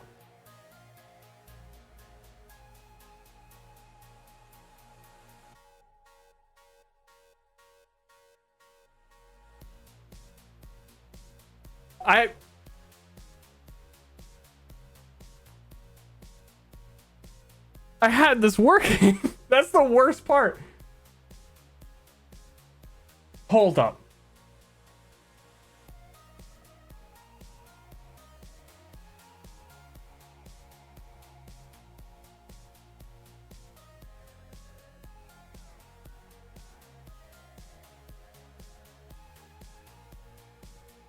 Thinking maybe it's like I clicked on the wrong thing and this isn't actually what it is, and that's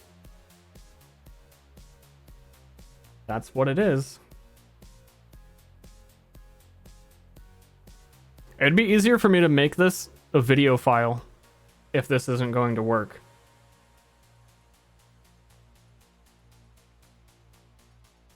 Oh, hold up.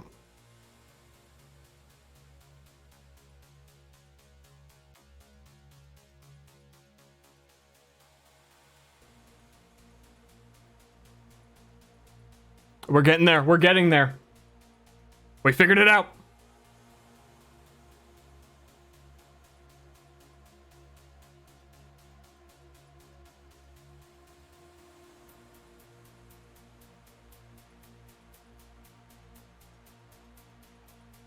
Oh! Unfortunately, I have no background, so hold up.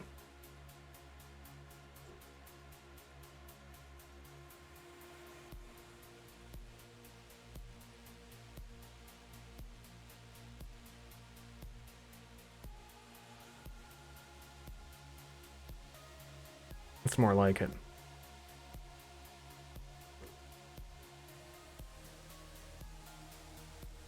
And then this goes up in here, which is going to need a background and going to need to stop snapping to grid. You little shitter.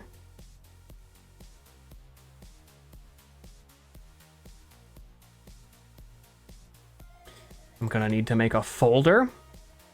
Oh, this is the content I'm into. This is it, man. This is good shit. I could, oh.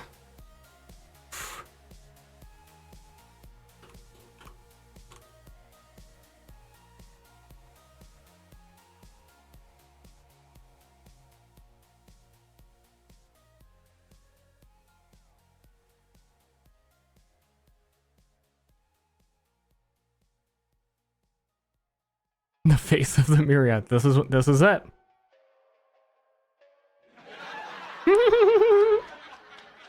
Who's laughing? Cheddar cake. Apparently this is the kind of content you're into too. Neckles. Thanks, guys. Rot Chapel. I think I got that. Mumblemore. I didn't. I totally didn't. Epic Badger. I didn't. Bookshelf 42. I didn't. Well, yeah, I did. I definitely did for that one.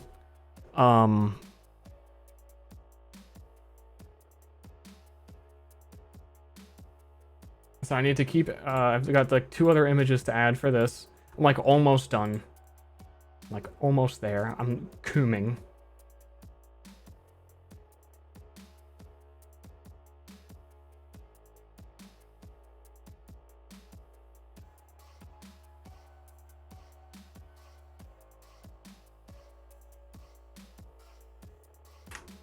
Okay, each one's gonna show up for 30 seconds. Should it be longer? Should it be less? I don't know. I don't know, man. I don't think it should bounce in either.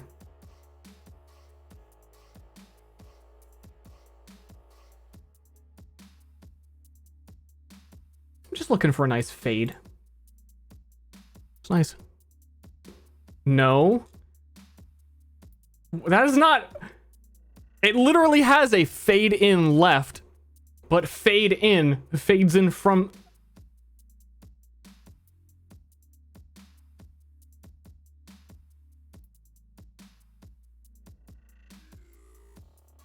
What's wrong with you? Who hurt you?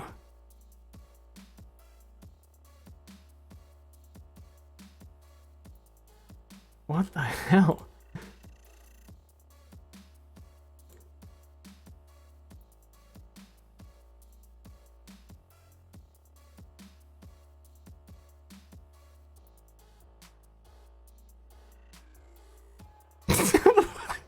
Oh, okay, I figured it out.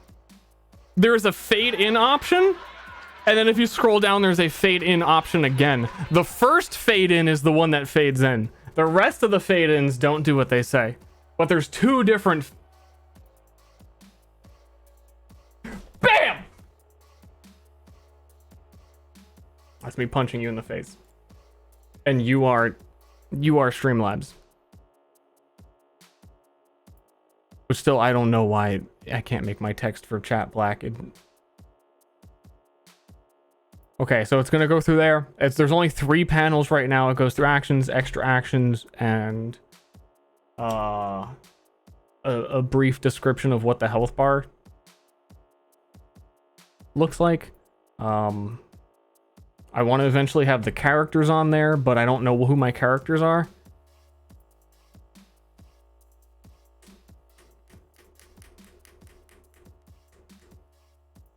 So yeah. Punk English. I feel like streamer art is judging me. It is.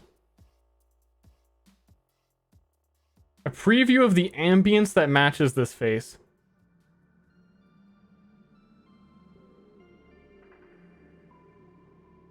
I don't have children ambience.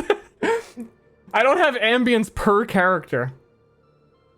I have a lot. But I can show chat my favorite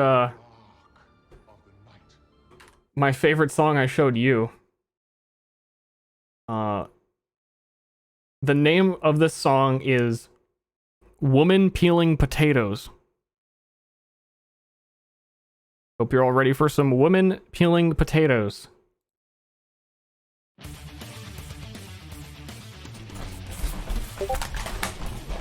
Peel! Peel!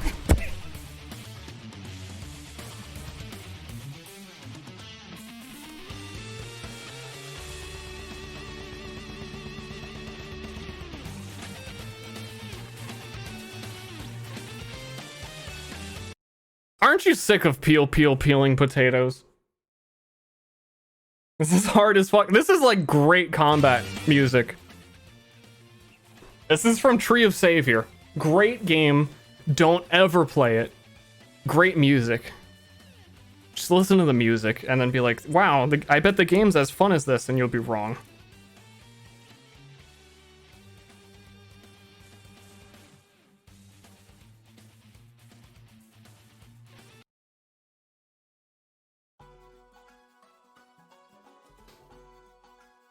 Is this kid music?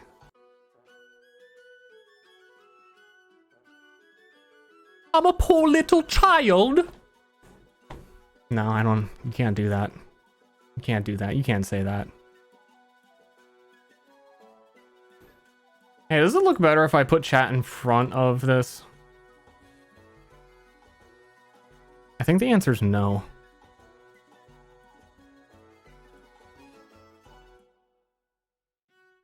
See, chat is coming up from the dirt, where all the vermin are, as chat are vermin. That's the tone we're going for. And then you slowly rise up. Wait, what happened to the thing at the top right?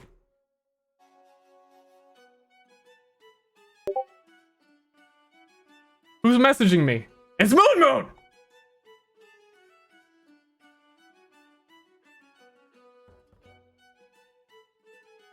He's answering.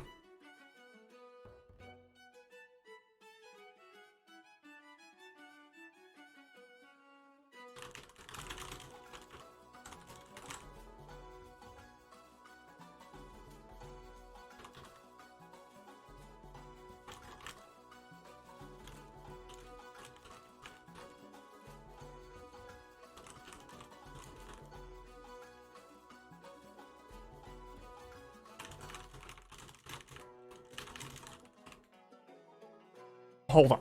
Hold on.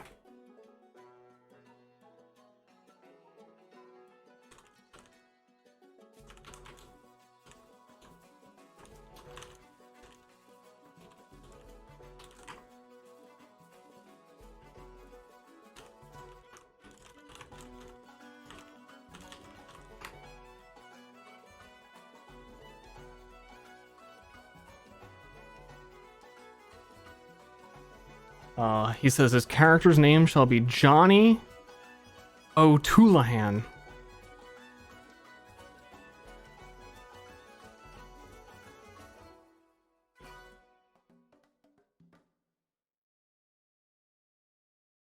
I don't know how it's pronounced.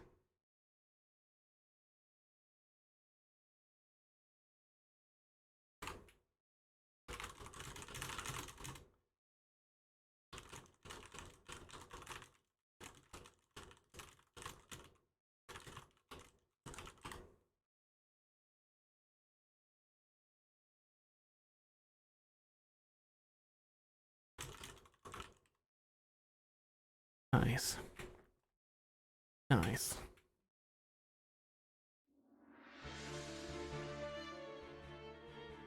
Oh, this is good kid music. This is when, like, we get to episode 10 and it's revealed that this kid was the enemy the whole time. And he's standing on top of the hill with the wind blowing and he draws his katana. I'm ready to duel you.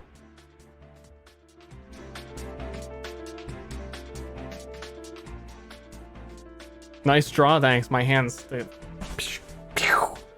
That's how you fight. Very cool. You are already dead, mister. No! He looks down and he's bleeding. DM, what can I do to stop this? Nothing. You're already dead. Bitch. Oh shit. Okay, the other thing I have to do? I gotta open the other version of map tools.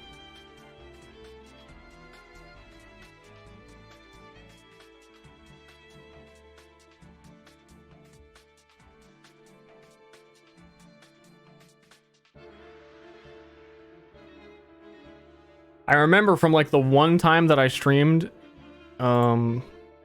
a campaign to this channel out of like nowhere. It was like session 3. It wasn't really planned to be streamed. I don't know why I did that. And my computer blue screen because I had 2 map tools open. A deadly premonition. Yeah, juggling multiple versions of map tools is not fun. So I need a little practice at that. What happens to people when they die? Getting very philosophical.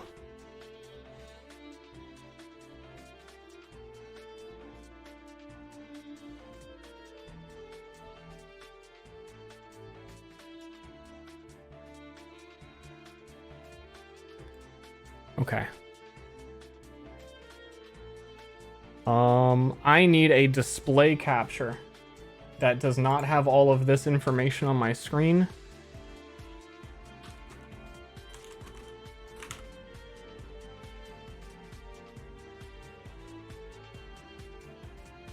Okay. All of this. Irrelevant. Irrelevant. Irrelevant.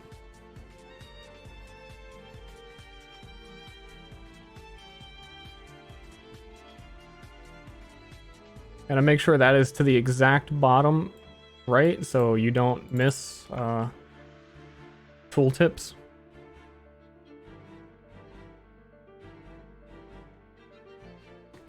And let me show you the town. Might as well open that. Oh shit, it shows the token. I wish you could move that. That's so annoying. It always messes this stuff up.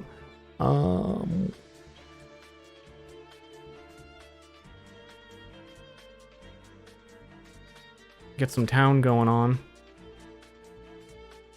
A little bit of town.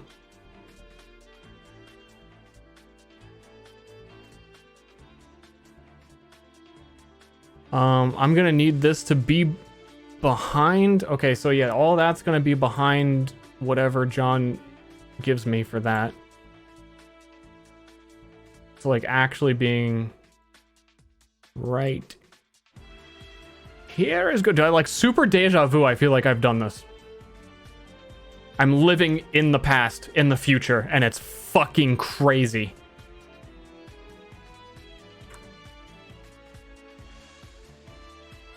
That looks great. There's a lot more to it, but I don't want to...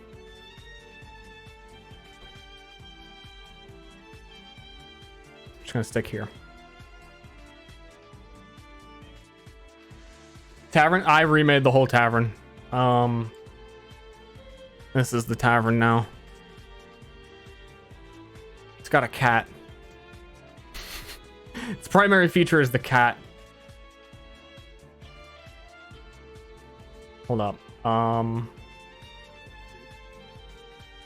Someone just sub? Oh, it's because I have the volume way down. And there's no subs on this screen yet. Thanks, Sugar Shinks.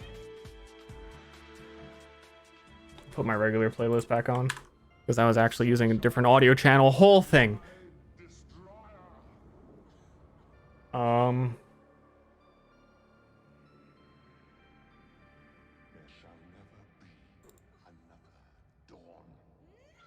No!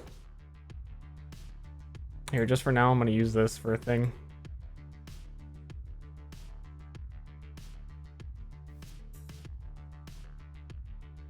Brr.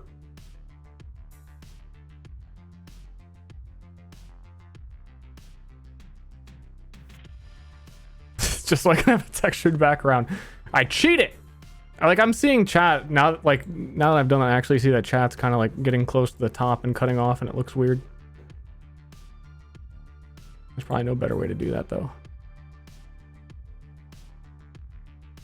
You don't know what the song is? The previous one or this one?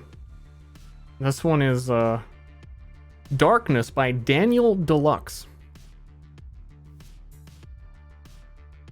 Previous one, I don't know. I think it's called Solo Duel or some shit in the Tree of Savior soundtrack. I've updated that horse. Yeah, but you never send me things when you update them, Ashley. You have to actually send them to me so that I can use them. Can chat be less transparent? I'm gonna mess with chat later. Like, these things here are going to have backgrounds. And... yeah. I want chat to be black, but for some reason I can't get it to work, and I don't know what the problem is. But yeah, this looks pretty good. This guy's ruling the universe. Chat can be able to see the map tools, chat. That's the next thing we're doing.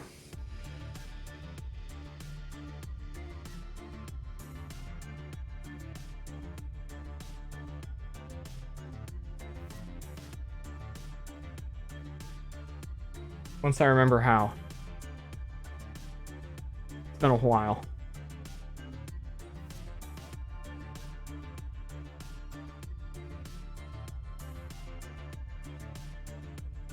I should already have it made.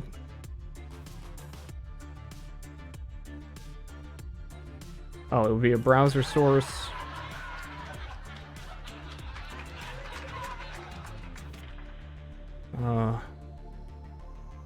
Let's get a nice testeroo.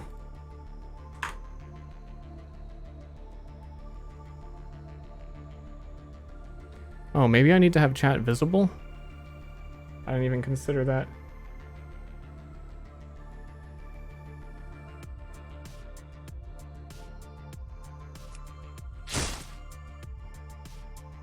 Oh, I legit don't have a fucking server open.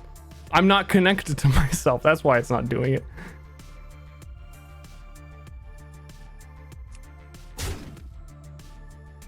Okay. It works.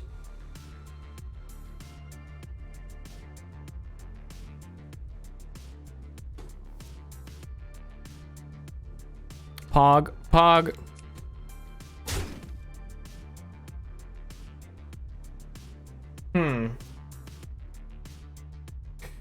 It looks kind of weird with black text because most likely the background's gonna have black lines in it, then maybe I could add outlines to the text. Or I can make the text white.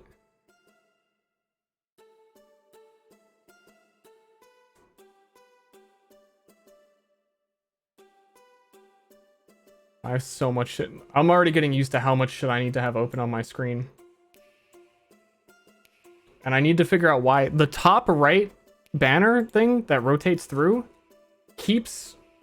Okay, it has a hide duration. Yeah, I don't want it to be hidden. Update that. White text with a slight drop shadow.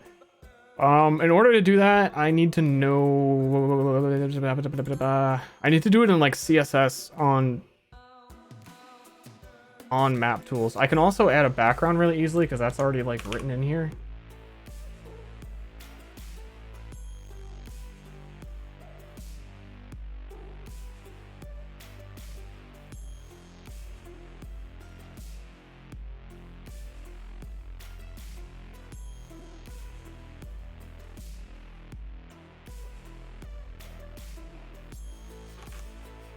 I just want to see how... Oh, okay, that's red. That's exactly what we don't want. Red. Black.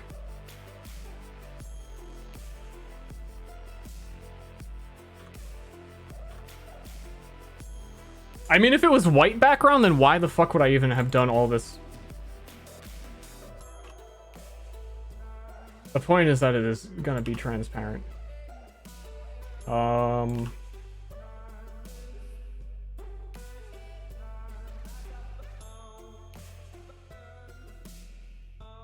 I'm just a dummy. How in CSX do you modify chat text color?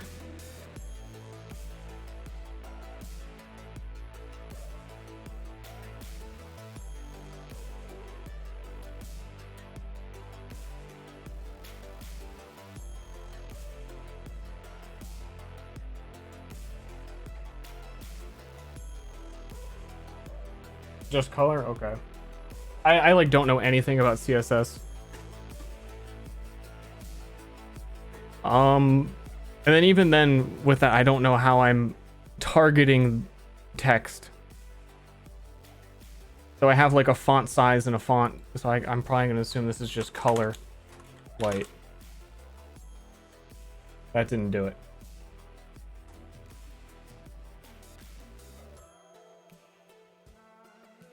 Just use HTML tags? I don't think you can use HTML tags.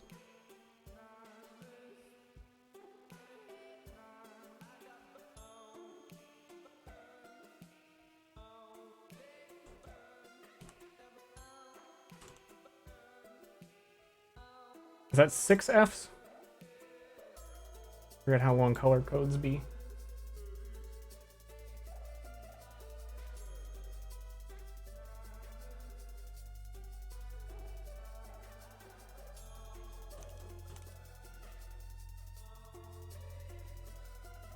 That's not changing it.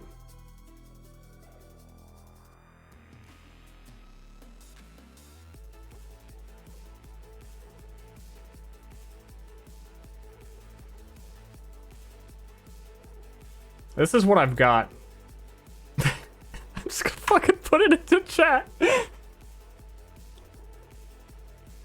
I know one of the things is targeting specifically in map tools. It puts that border on the left. So something is specific to that. I think that's the bottom where I put color. I don't fucking know.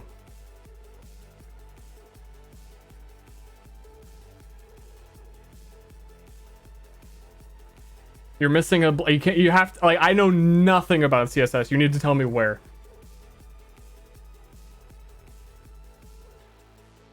After... I'm gonna assume after 20 point. Okay, and that only changes the color of the name. Kinda cringe.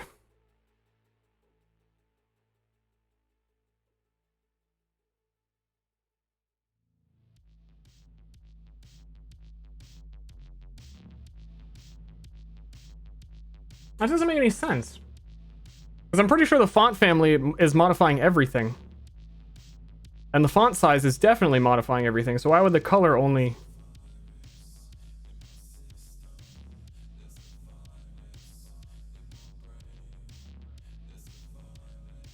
Is this in map tools? This is on the browser source on OBS, which takes custom CSS.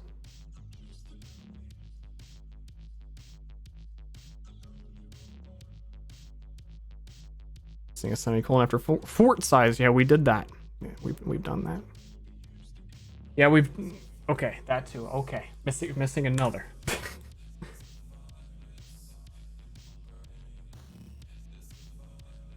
Yeah, it's still white text. I know someone I can ask.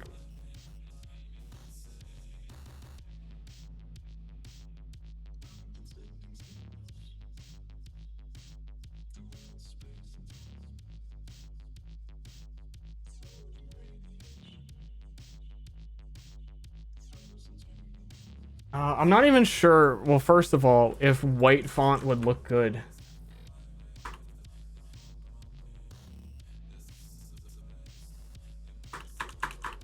White would probably be okay if we did get a drop shadow. But hold up. And also... Oh, that's wrong map tools. If I force everything to be white, the text in map tools is already like predetermined that, you know, that the name of the weapon is orange. Like a lot of things. Illegal argument. What? Well, we'll look at that later. That's not good.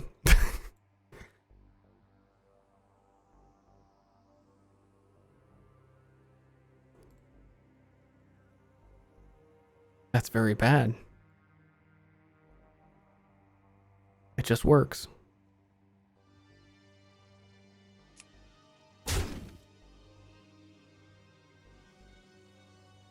The fuck? Hold on, I'm looking at that now. Why would only on a crit it not know how to do math?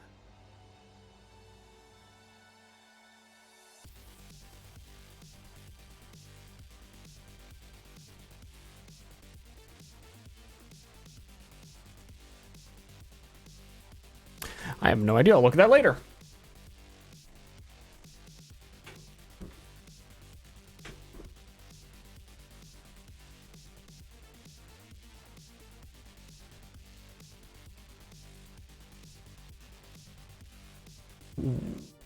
White with black background. I don't want to have a background. Text shadow.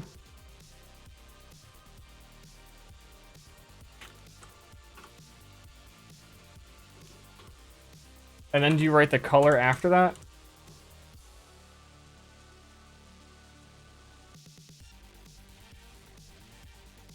That didn't do anything. Fuck, like, okay, this is boring, and I'll do this later.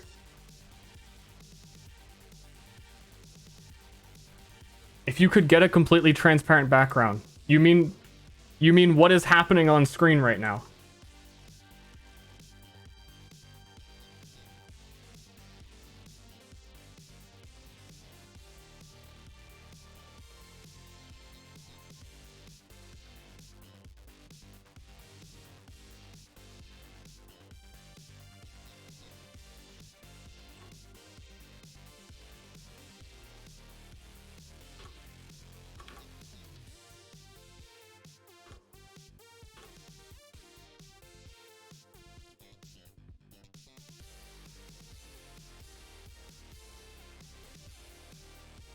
I can't tell if that's doing it or not.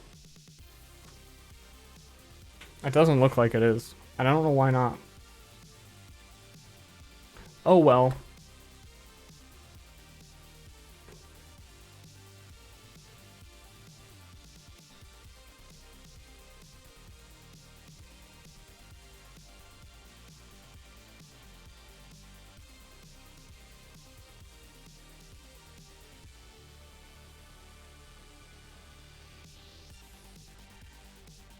Okay, that long 000 you posted worked, but how do I make it white?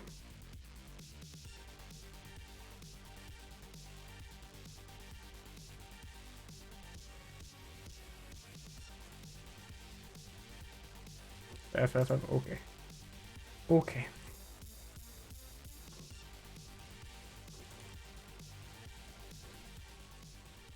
Ah!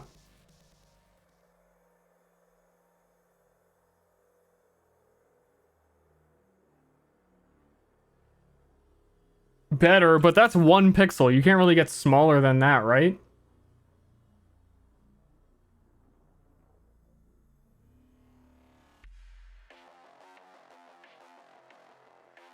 Also, it's still strange to me that this is affecting the well, I guess it's because map tools is predetermining the color of text, and that's why I couldn't affect everything. Because yeah, okay, so it changed that's what was happening. The name of the character was white, and then immediately the stuff I was calling was like being told to be black.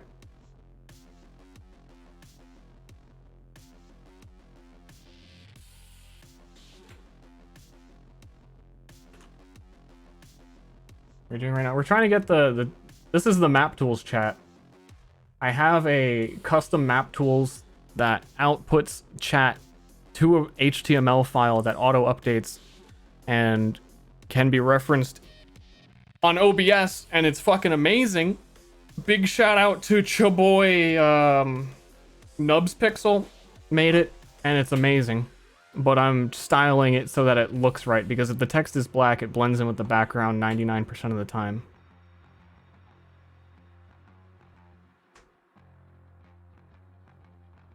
Won't that chat cover too much of the screen? No. It's only doing that because I'm updating it. When something is typed in chat, it shows up for 10 seconds and then leaves. But when I update OBS and I like go and edit the CSS, then OBS is like, oh shit, you what now? And then it shows all of it. That's all you're seeing.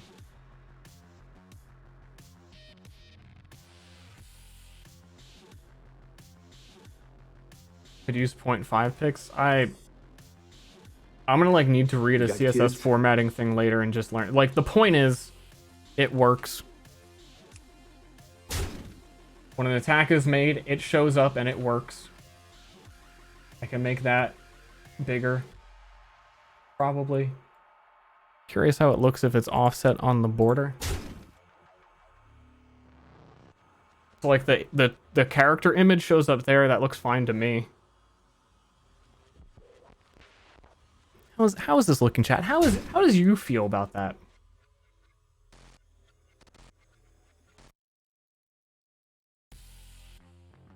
Oh my god, this is bending. I was trying to move the OBS source because I could see my mouse on the screen over here on map tools. Okay, I need to turn off show mouse. No capture cursor. Something I wish Arcadum would do. Hey Arcadum, you should do that. White text with black shadow. I'm not going to be able to make all of the text white. We've gone over that. That's not going to happen. Because attacks color code everything. And the moment map tools dictates a color, the formatting is going to stop. That dagger is orange, and then everything after the dagger, map tools takes control of the text. We're all caught up to speed. No chatter left behind. Was that a pig? Pig! Oh, maybe I should move where it shows up, because if someone rolls something while I have a highlight, then it's going to appear over. I can't do both right now, because I can't. Well, I guess I could, like.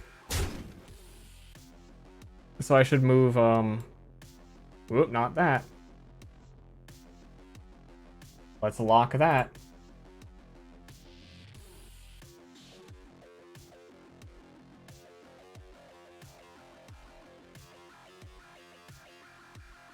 Move map tools chat up to like here. Are you tired of peeling potatoes? Yeah.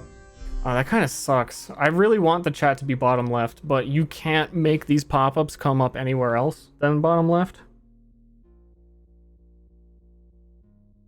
I think the highlighted text looks weird. We know. That's the step that we're on right now. Good eye.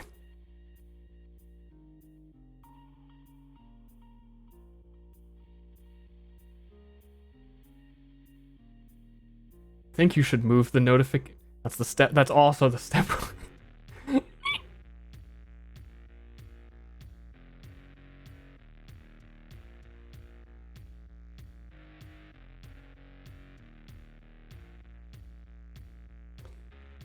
I'm just mentally debating whether or not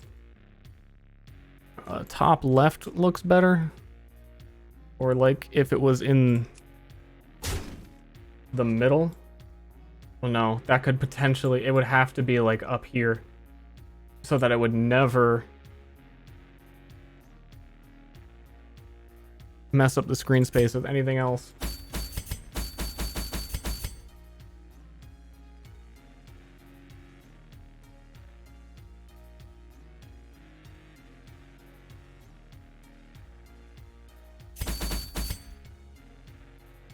And even when it's that far up, depending on the portrait size, like you can see that his head's higher. I can decrease the size of the portrait size because this is huge, because this monitor that I'm capturing map tools on is lower resolution than I usually use map tools.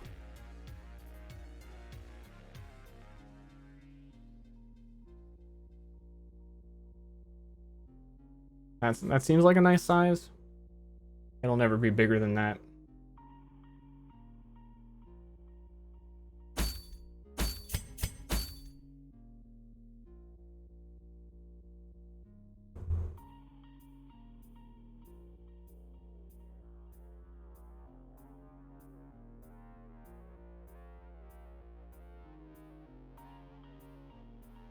So it moves whenever there's a pop-up.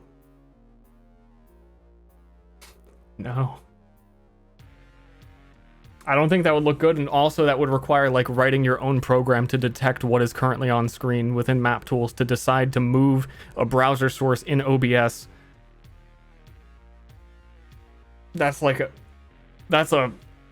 clown carnival. That's the whole carnival.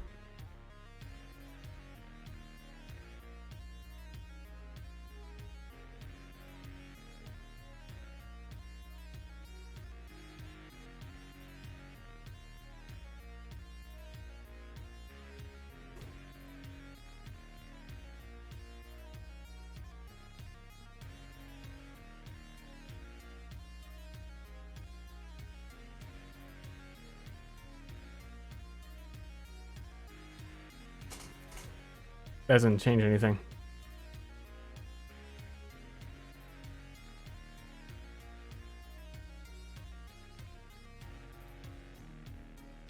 Strippin finalized this character. He's a troll. He just never gave a name. That's easy.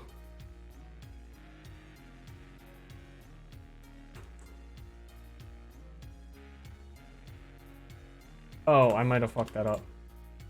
No, it wasn't me. Oh, no, it was me.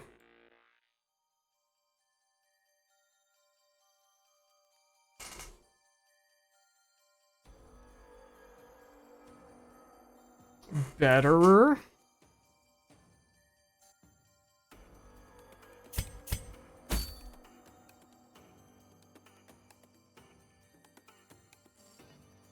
It's weird that it isn't on the portrait.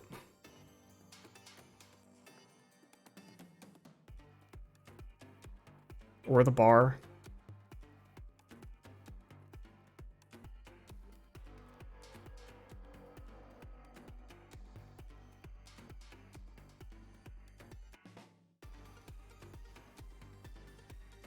I can change I have a thing for the color of the bar here.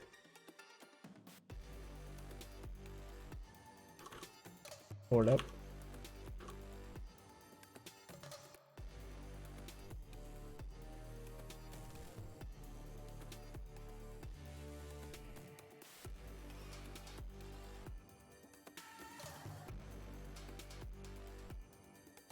Pretty alright.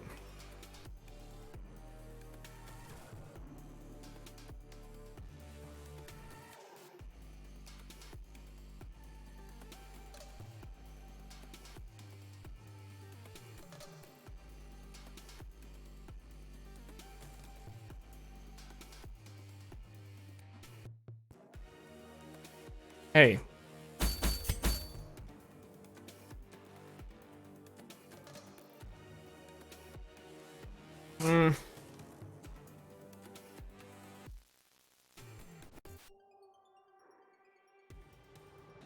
Bars are not color coded per player. That's a whole CSS thing as well.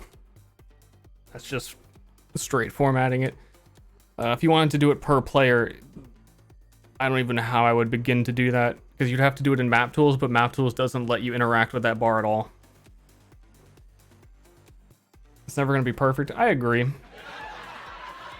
It is good enough that I do not have to capture chat. And hold on, let me double check that if I close chat completely, it can still do this. Yeah, I don't even need to have chat open. Captures it, removes it.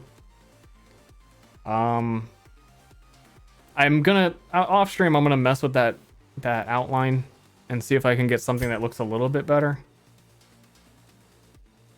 Or maybe just like a font size or something. Hold on, let me... Like, that looks like shit once the dagger is colored orange and the background is all over. Like, that... That's bad. So I'm gonna need to play around with this for a while.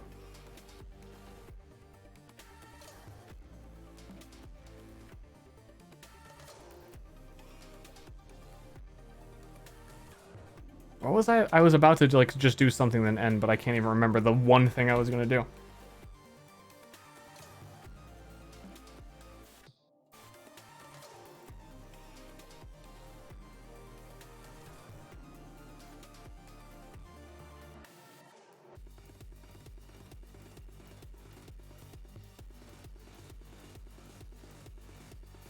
If I like, I would love to have initiative and overlay. Well, that's another can of worms that might be solved eventually. For the time being, like, the best I might be able to do is like literally putting initiative window here, or capturing it. What I used to do is capture it and like chroma key it. I could talk to Chuboy, who did the chat one, to see if one could be made for the initiative. But man, it's... the other thing that I did to solve initiative, so that it's easier to tell at least whose turn it is made... I showed before, it highlights whose turn it is. So when you're wondering who you're waiting for... Oh, he's not snap to grid, that's why it's a little weird. You get a little highlight, boy.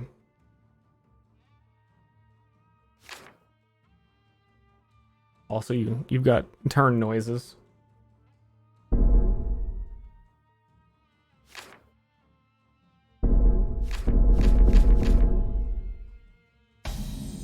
Nice.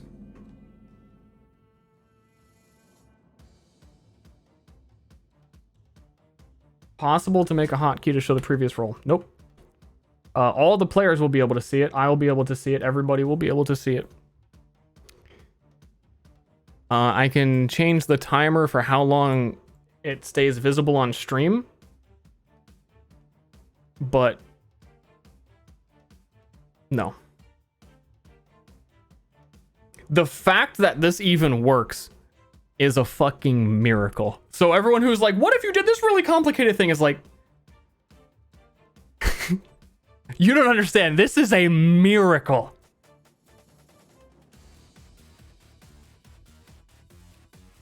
Good old Souls Dark sound effects. You don't even, that's not even what it's from. So we're good. Chat can't even identify it. So it's not true. Make it into a Twitch plugin. I think give out heart palpitations over here, having a little bit of a heart attack.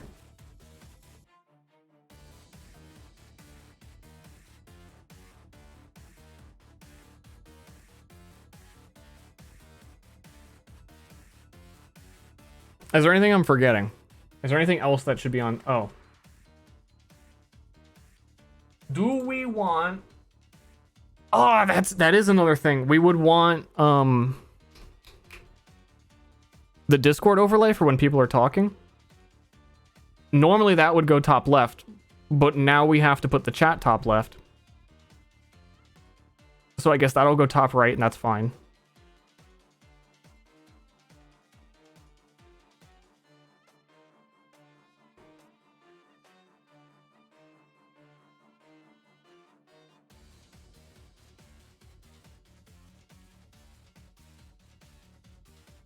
I could probably put that there.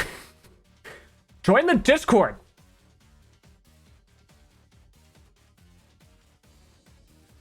Arcadum can help with that? I guess I'll just wait.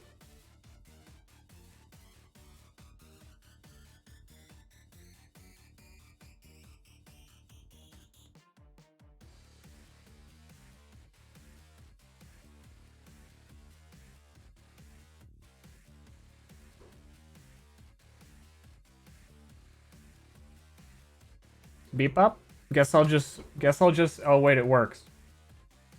Okay, so that's good.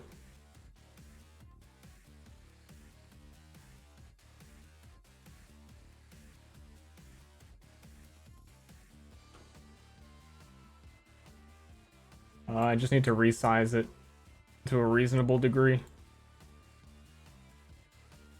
I think the noises are a little loud right now. Yeah, I know. I know.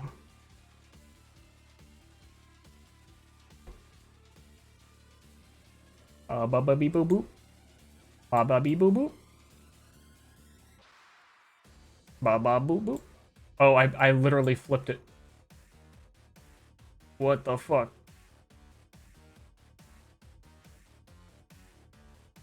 Ba ba ba. Is that big enough? Is that big? That should be big enough. Also, I'll have them always on, but that's just the way this is set up currently. Kind of surprised you're giving any screen real estate to Twitch chat. The only way you become successful on Twitch is by having a community that spams nonsense. So you have to encourage at every step that they talk and chat. You know, nice. That's the way it is.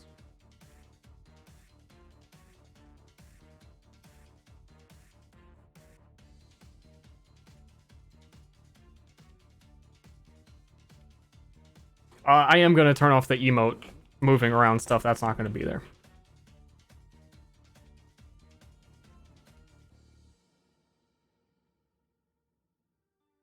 And the background for chat and the background for the top are going to be different. And it was the original plan to have something at the top. Right? Like a little extra bit of the UI, but I think now that I know that having set this up, that chat is going to be up there, that the map tools chat is going to be up there, that I can't really justify having any more stuff, because that could potentially overlap it, and there's no reason to put more stuff up there. Character display is going to be down here. Like, screen real estate is pretty packed. TBH. And also, if... it hurts me, but also at the same time, emote spam. Yeah. If chat wasn't at the bottom right, what else would be? You know? What about cams? Nope. Webcams suck. Don't you ever just want to pick your nose while playing D&D?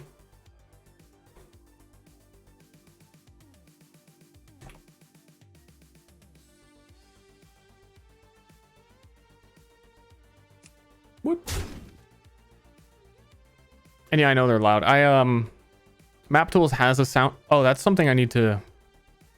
I guess I don't need to test, but I'm going to have two versions of Map Tools open, so one of them is going to have to be set to 0 volume, and then I'm mostly going to be controlling the volume of it with my mixer based on what it sounds like. So I'm good on that. It's just... And yeah, everyone like getting up to shit during D&D and eat, and then when they sit back down, someone else has to get up. You don't want to interrupt that. Anything else?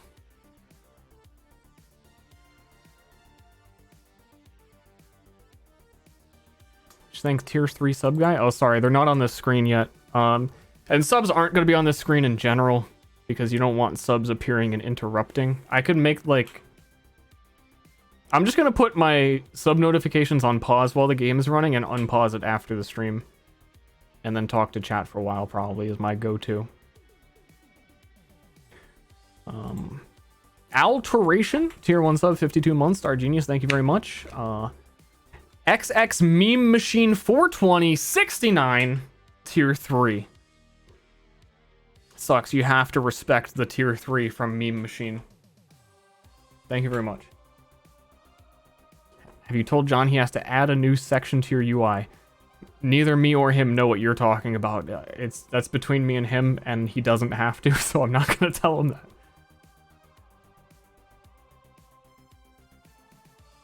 Nice. Why don't you just say the name? Daroon, 7 months. I did the poop in pant. Keep up the good work. I love the poorly educated.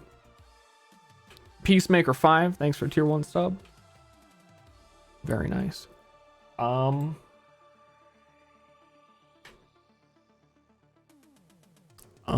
Shit, do I want to... no, I don't. I was gonna go around the town and show you things, but I also remember that there's something I don't want to spoil for Ashley. Which is rare, because she has seen all this shit.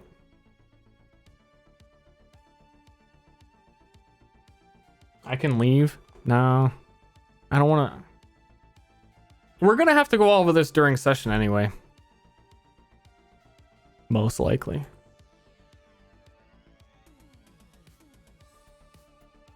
Kenneth the Chemist's laboratory? He doesn't have one, because he actually can't do chemistry yet. He had like his own little hut over here in this corner. And then I was like, you know what? Fuck him. You want to get it eventually, but accomplish something. I'll show you if you come out of town.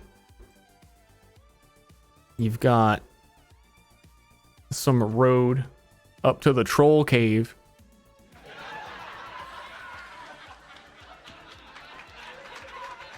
Where Strippin lives. He's got all his food here. Those carrots look so fucking stupid. Love it. Gotta love it. Oh, this is the hole where he poops.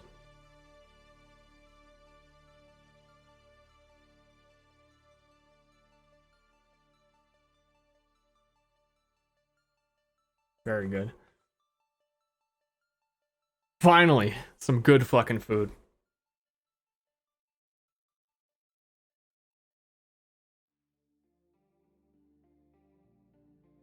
Show them my bones? I can't. I added something special to your ossuary that you haven't seen yet. That's what it is. But now, like, I'm telling you, so like now you're expecting it. So it's not really even going to be a surprise anyway. But Ashley likes when I draw things. I made a calendar that is made to like rotate and count days in here. That's all. Now she knows. This is Ashley's mom. Oh, I'm on the other layer.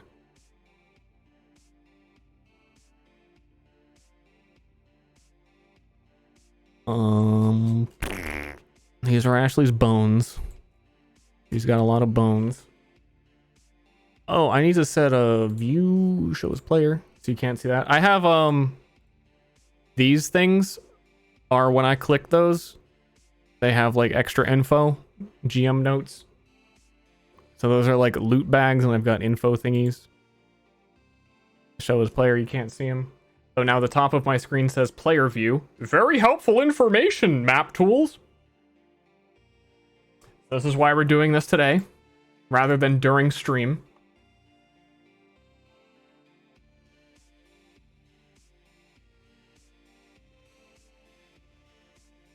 Lock that.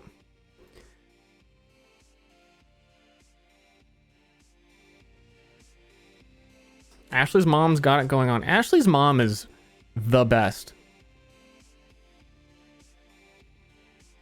Yo, she fucking disappeared. What?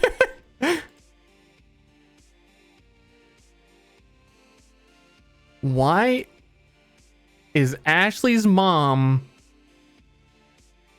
not player visible? I think it has to do with line of sight of players. I think that's what's going on.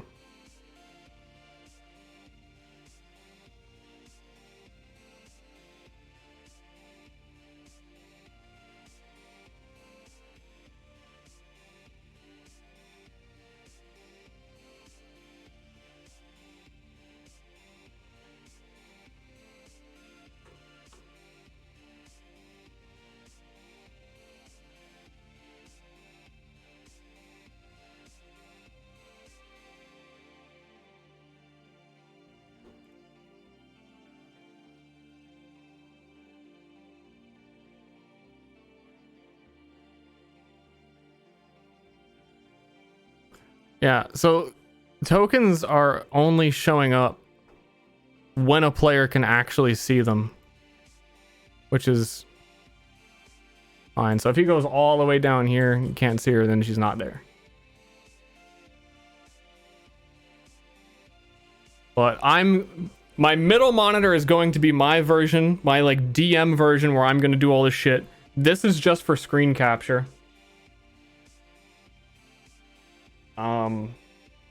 Like map tools is such a pain to get used to stream. This is gonna be like the hardest part is getting used to this. Not the hardest part, but it's going to be a hard part.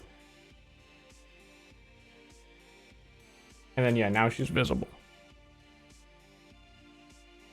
which is a little weird. Oh no, I see how it's calculating it. Okay, now that makes sense to me.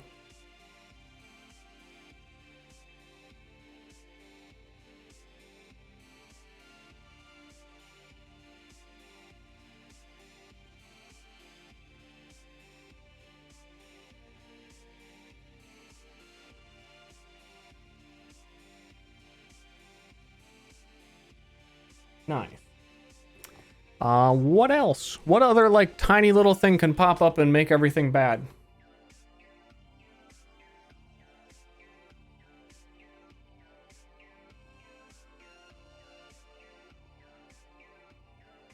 I heard that the map tools new update will allow you to center a specific player's screens. So you can have the stream map tools follow your DM map tools. I don't know that I like that. Because you can always just... I probably wouldn't use it. I mean, I like it. I can see its usefulness. Update my mom's art. Your mom's art is updated?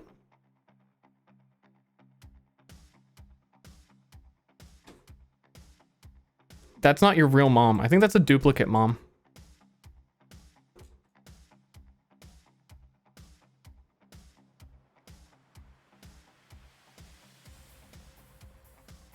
You got a dupe mom over here.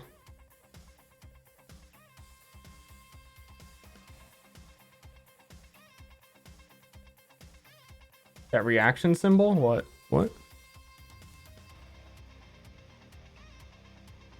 So normally what I would do as a DM is just Control E where I am to center all players in the same spot. That also will automatically center my the one I'm capturing. Also, let me check a few things because normally you cannot show handouts. So this token does not have a handout. I'm just screen capturing, so it should be fine.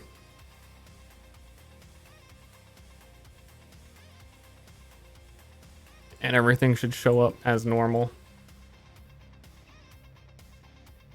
which is convenient. The only problem is that this entire third monitor I have set up is nothing else can go over here. It's super dedicated to only capture entire monitor. And if like I randomly open Discord and it appears on this monitor, I'm gonna fucking scream. 3 monitors is pog. I'm annoyed. I can't have my Oculus plugged in the same time I have 3 monitors plugged in, so I have to like swap them out if I ever want to change. And it's already annoying to like set up an Oculus to play. It's just, I don't know. The one minor step of switch is just, I hate it. Can you window capture from desktop workspaces? I'm not 100% sure what you mean. But I don't... That might be helpful. I like half get what you mean, and it sounds possible. There are HDMI switches? I'll have to look into that. I'm worried that the Oculus HDMI won't work through the Switch, though.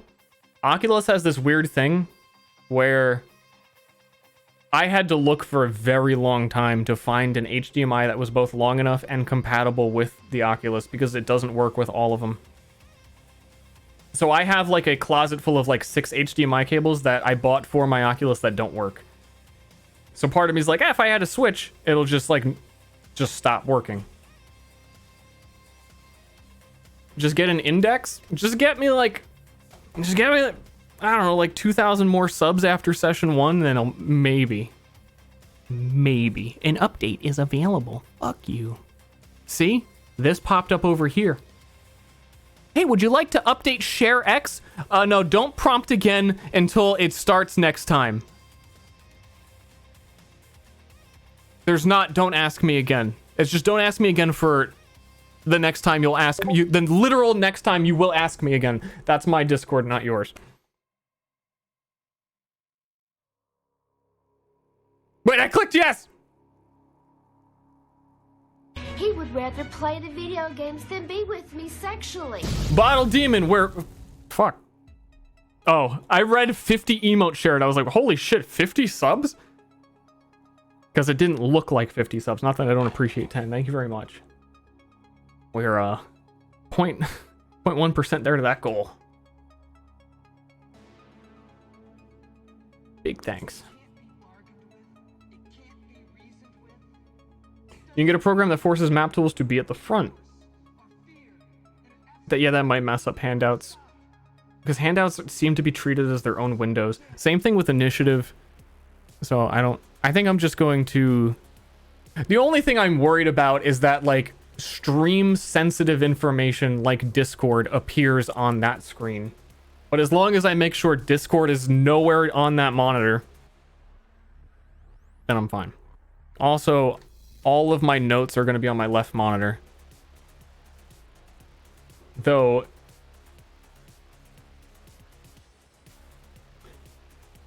it's not like I'm going to open it from this fucking taskbar anyway. I can remove the taskbar from this monitor, right? How do you do that? Because I got to do that. That would probably help. Can you do it per monitor? I like the statue. Very sexy statue. UI isn't done either. John's still working on it. There's still a bit to do. Oh, actually, it was him who messaged me. What?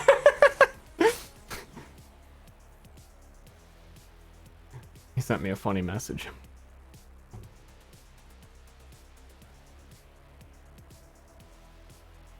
The main monitor in Windows? No. It's monitor number 3.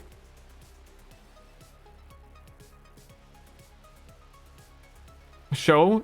It's just someone says, dude, John, I watched you yesterday and I don't think I'll ever do commissions because of Ster. I gave him a hard time with my UI. Don't do a commission and let the person that you're commissioning in the call with you. You gonna use Discord overlay? Am I gonna use Discord overlay? Maybe. Thinking of trying it out.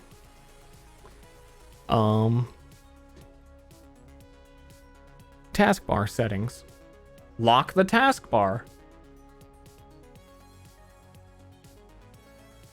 Blah, blah, blah. Show taskbar on all displays. Off. I can't have it still show up on my left one, though. It's either on or off. There's probably like some plugin or something. Whatever. It's fine. Windows 10 does suck. I'll agree with that.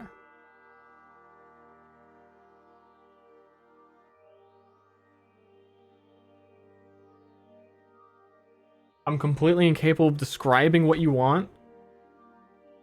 I know what I want, Ashley. I know exactly what I want, and I know how to clearly articulate it, and I dispute this attack on me.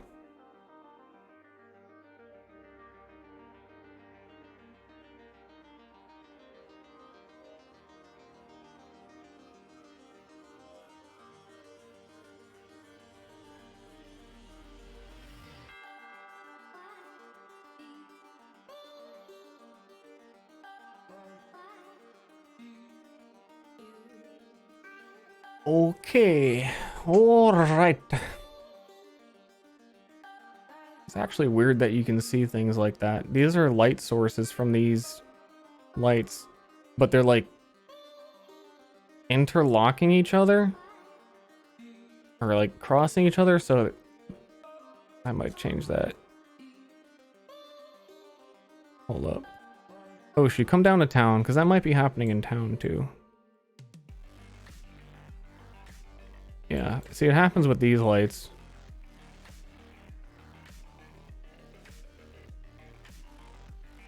It's gonna be a pain to change all of those. When there's not multiple of them, it looks kind of okay. I don't know, it's like really inconsistent. You can see there's some red showing up by the... No, you can't. See, there's some red showing up by the furnace here.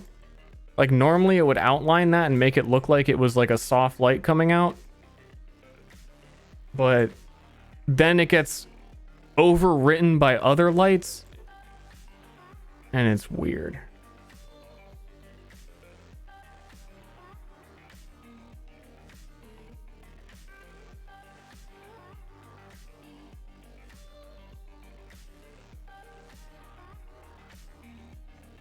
Weep.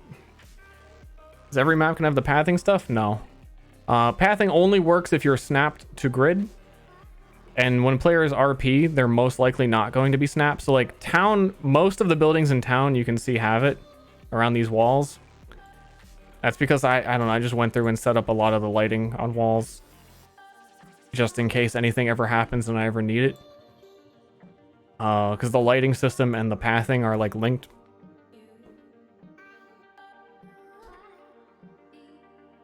Order the light generating objects? Does that really change it?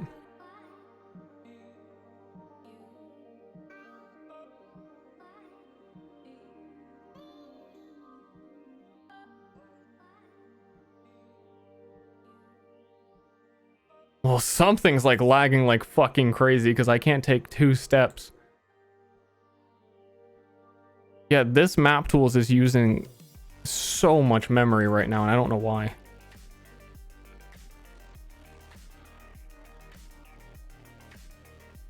This map is kind of big, and I've kind of been like teleporting around it, so I don't know. Mild concern?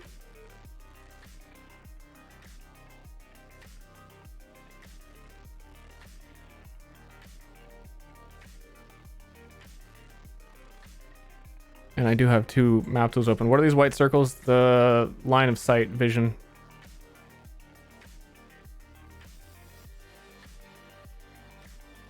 Fog war stuff.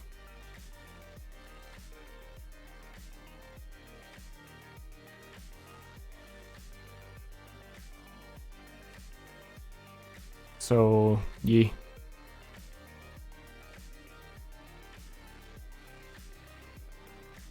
RAM is stored in the balls. I might have to remove all this from the town because it's a very big map. And it's kind of pointless that it's here anyway. All the lighting. I like have to lean this way to see this this side of this monitor.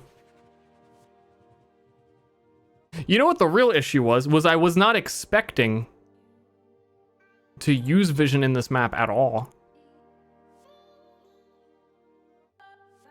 But then I couldn't see NPCs when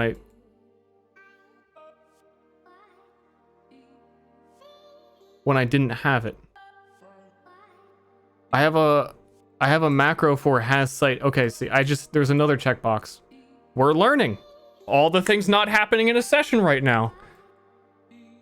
Go over here, player visible, all the tokens exist. Okay. I can move my character and it doesn't lag. Very good. Chat, the beta testers. Thanks for hanging out, chat. That's me licking you. Dogs do it as a sign of affection, I think, or something, maybe.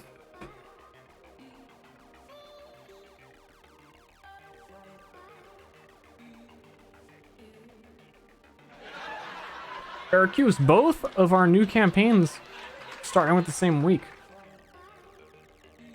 DMing's a mountainous hobby. Yeah, who would fucking want to do all this?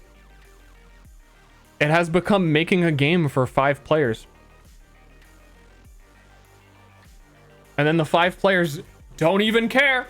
Don't even tell you their character names. They fucking kick you when you're down, spit on you, and laugh at you.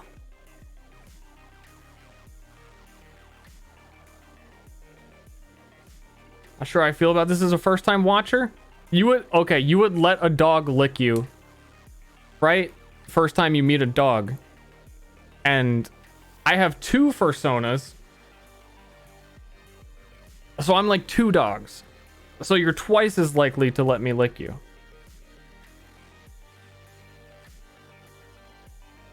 Question mark.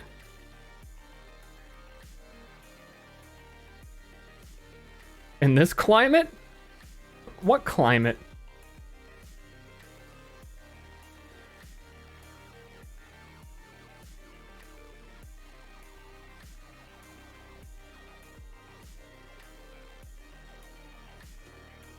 It's hot outside. That's not that home. Only where I live is the only place that exists. It's not hot outside. I don't know what you're talking about. Yeah, my phone says it's not hot outside for anyone. What are your personas in detail? Both of my personas are because you would punch a dog. You would punch Ster, but you would not punch a dog. So I adopt the persona whenever I don't want to be attacked. Also because in the future there might be tax benefits or student loan benefits for furries. So I want to have it well established ahead of time that I have personas now, so it doesn't look like I'm making it up later. My first persona is Guy Bark. And it's really just me. And what was the second one? I don't even remember. Guy Bark's the main one.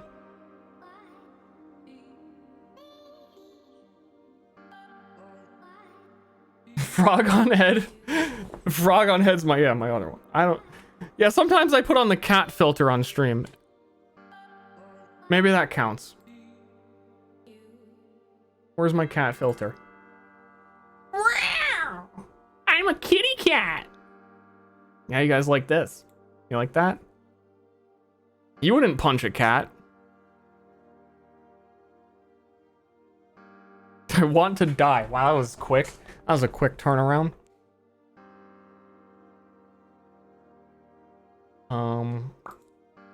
Let's save this campaign. I'm going to start a server. I'm going to join my own server. And then we're going to see how things go. Leak IP.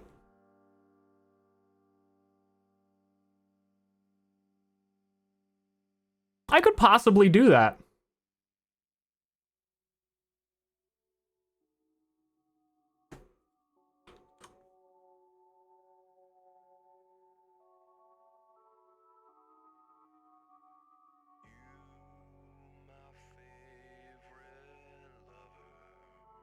No song.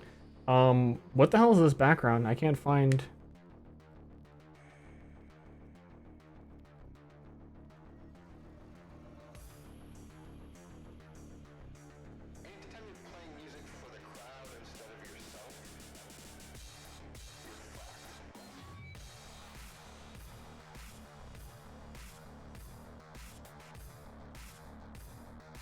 Tiny chat. Oh my god. You change the size of chat on a screen and it changes it for all screens in OBS. So you have to like have a separate one for each thing.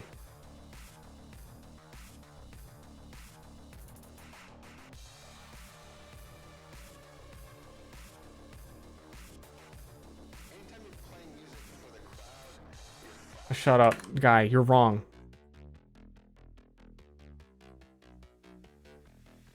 Okay, fine. Connect to server.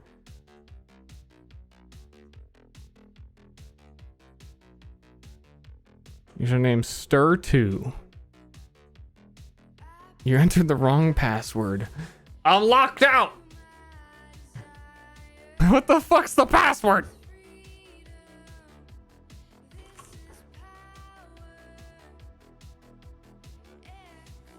Error. Error.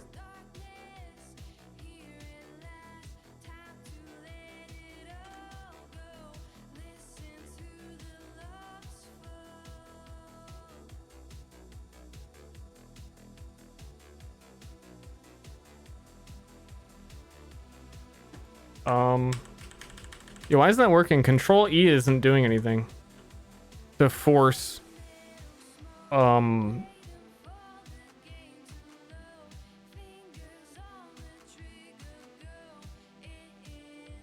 hold up, I think I know why it might be. I might have joined on the other account as a DM.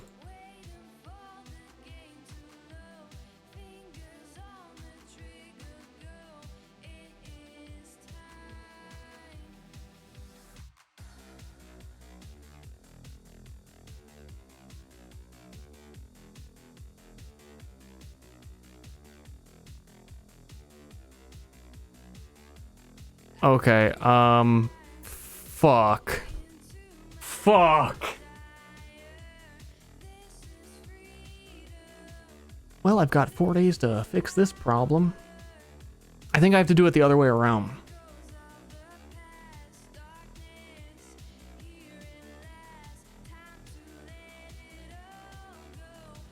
Hold on. I can't connect to myself because I'm on a different version of Map Tools because one of the versions of Map Tools is a made-up version. And I tested this before and it was fine and it worked. But maybe I was stupid and wrong.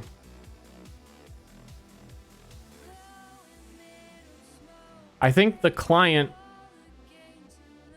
that isn't the real version of Map Tools has to host. And then everyone else can connect to it fine.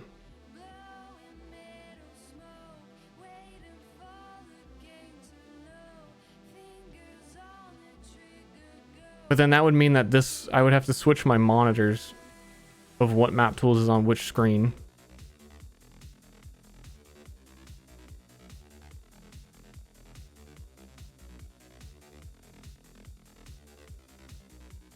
Well, let me just make sure this works.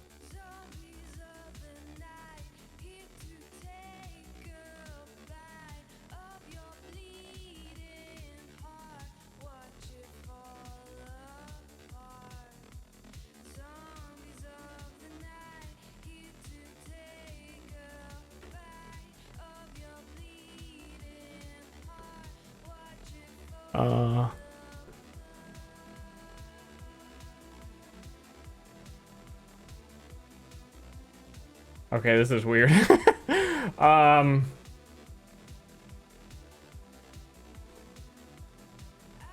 Okay, so this is the wrong Map Tools.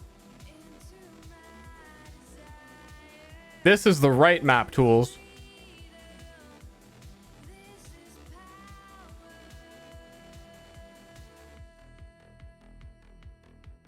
Oh, my brain's like breaking at this very simple change. This one's the player. This one's the DM. Make sure I'm in the server. I'm typing. Showing up on screen. Okay.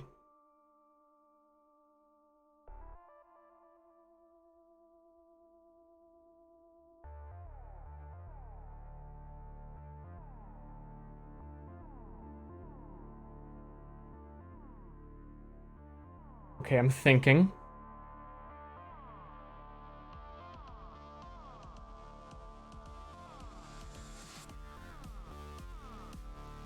Okay, it's the opposite that I thought it was. I've had this sticky note for 2 years, maybe 3. Control F is view, Control E is map. Thank you, pass me.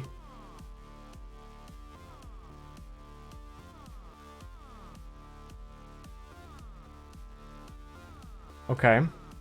Okay.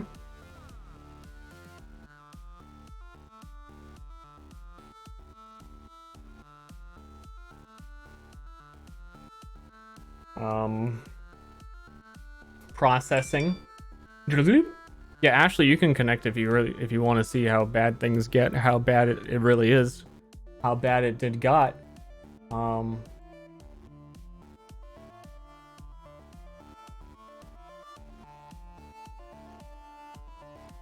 That's still a player character. Okay.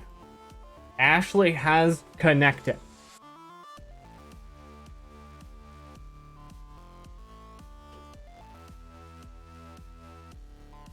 Don't go poking around either. Also, it's very good that you're actually loading the map now before other players, so that not everyone has to download it.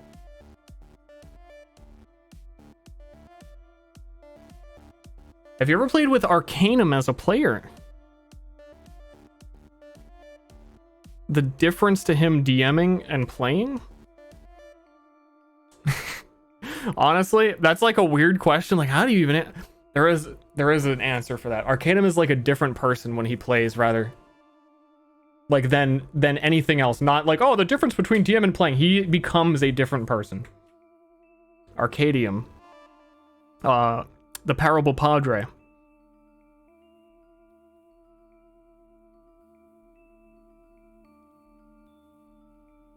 I don't know how to explain it.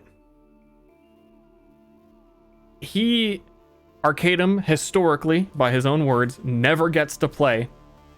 And I've run for him 3 times of varying lengths of canceled campaigns. And every time he does get to play, it's like, okay, fucking game on. I never get to play. I'm going in all the way.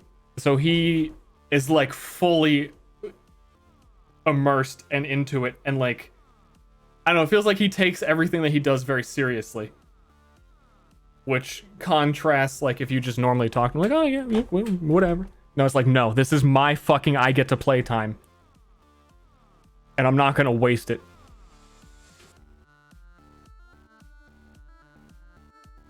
Locks in. Pew, pew, pew. Wait, Ashley, type in chat again. Just making sure it shows up.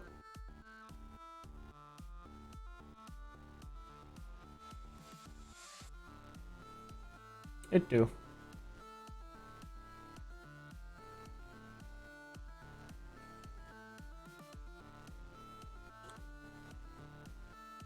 Okay, I'm gonna be doing a lot of Control Fs. A little hard to read there. Yeah, I know. I still need to fix it. I know. That's an off-stream project where I learn how CSS works and what looks good. Because also, theoretically, it's a hard thing because it's not always going to look bad. Like, if you bring it up here, okay, that kind of still looks bad. But, you know, it depends on what's in the background.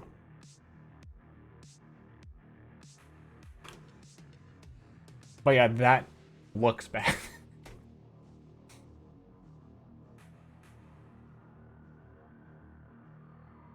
A box shadow? I'm very hesitant to, but I might. That's gonna be like the last thing if I'm unsatisfied till the very end, then I'll try that.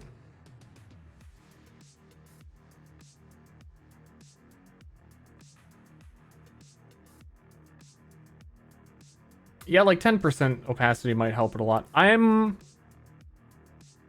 unsure if when the text shows up, if it'll extend the whole width, because technically, you know, the chat box is infinitely long. I suppose. Or if it'll match the actual text area. If you get what I'm saying. I don't know how these things work. It's actual CSS. It's the CSS that you use when for a scene in OBS.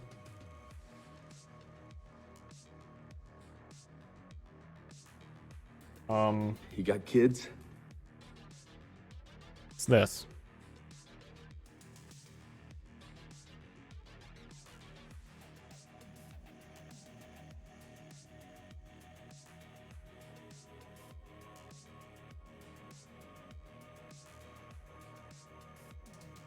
It's just a pain. Ah! Oh yeah, I would theoretically need to not have sound on my DM monitor.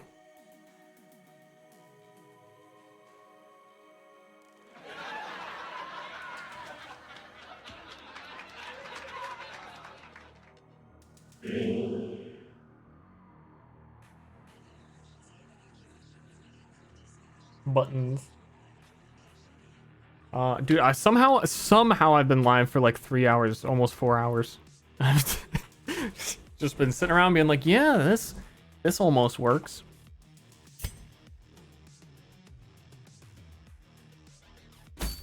I'm gonna lower the volume for now.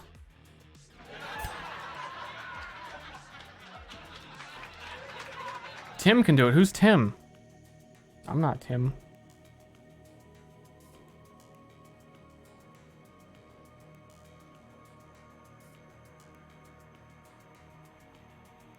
I gotta sneeze. Do it. Those success fail icons are so small. Yeah, I know. That's a whole can of worms.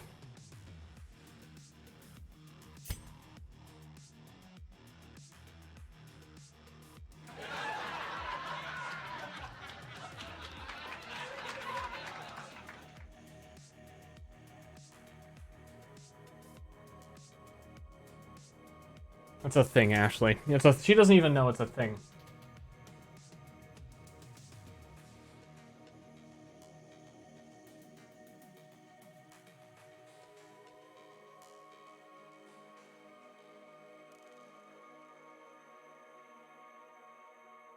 Transparent white is a little bit better. I'll figure it out later. Anything else? Any more last minute weird stuff? Phony Phantom. Myriad, this week I'm pogging. I'm calmly concerned. It's about where I am.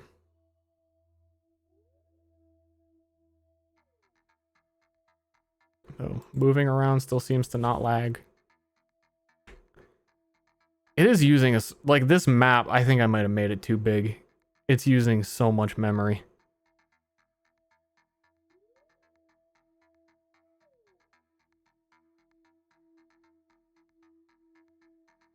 Yeah. It's like 2.5 gigabytes per map tools that's open, and I have 2 open.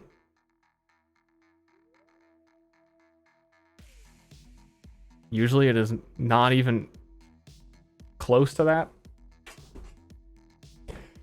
But I got my new computer coming. Whenever they decide to ship that, its estimated ship date is October 19th. So it should definitely ship any day now. Can you split off the path and the cave? I could, but I don't think that's actually what is causing issues. It's the line of sight and vision blocking and stuff.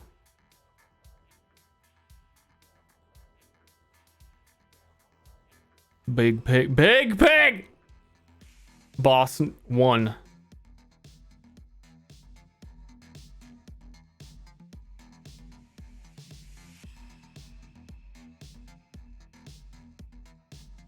Oh my god.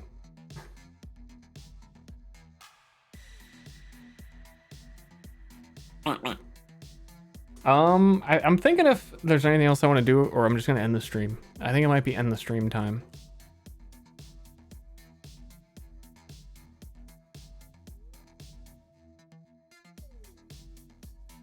I think it might even be that the vision blocking isn't actually closed. That might make it worse. Even though the vision does, I don't know. I'll test and see if one or the other has a difference. But Map Tool's vision stuff is just notoriously takes a lot.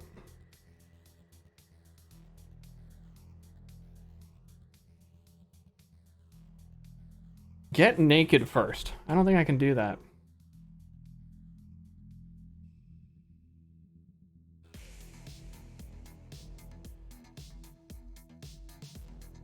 But even so, like, it shouldn't be doing anything right now because vision is off for this map and all the tokens don't have vision. And I really only want to use vision on small maps. Blah, blah, blah, blah, blah, blah. Seems good. I need to remember to render my intro. I need to be ready in basically 3 days.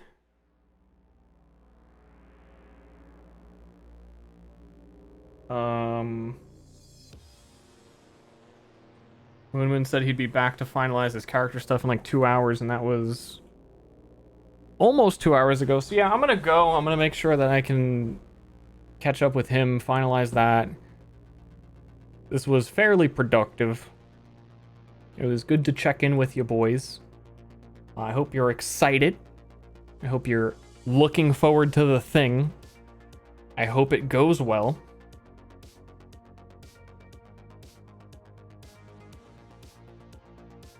I am. Nice. Poggers. I should leave my pigs alone.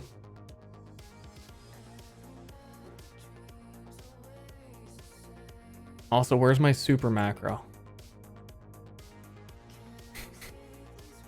The simplest thing. To set all tokens to top down that you highlight. Wow.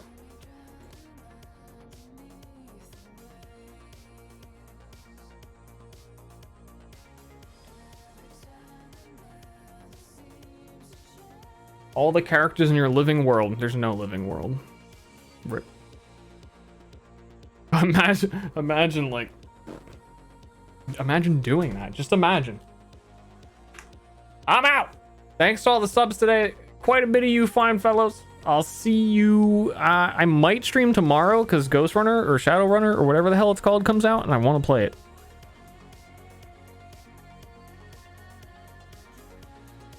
And the more I'm not doing something currently, the more I think I'm supposed to be doing something for the campaign, but I think I'm ready. But even saying that out loud, that's a lie. I don't think I'm ready. If I wasn't doing something right now, I would be sitting here thinking what I should be doing, but not actually doing anything because it's all mostly done. Okay, I'm going to host John. He's finishing up the UI, and he's earned it.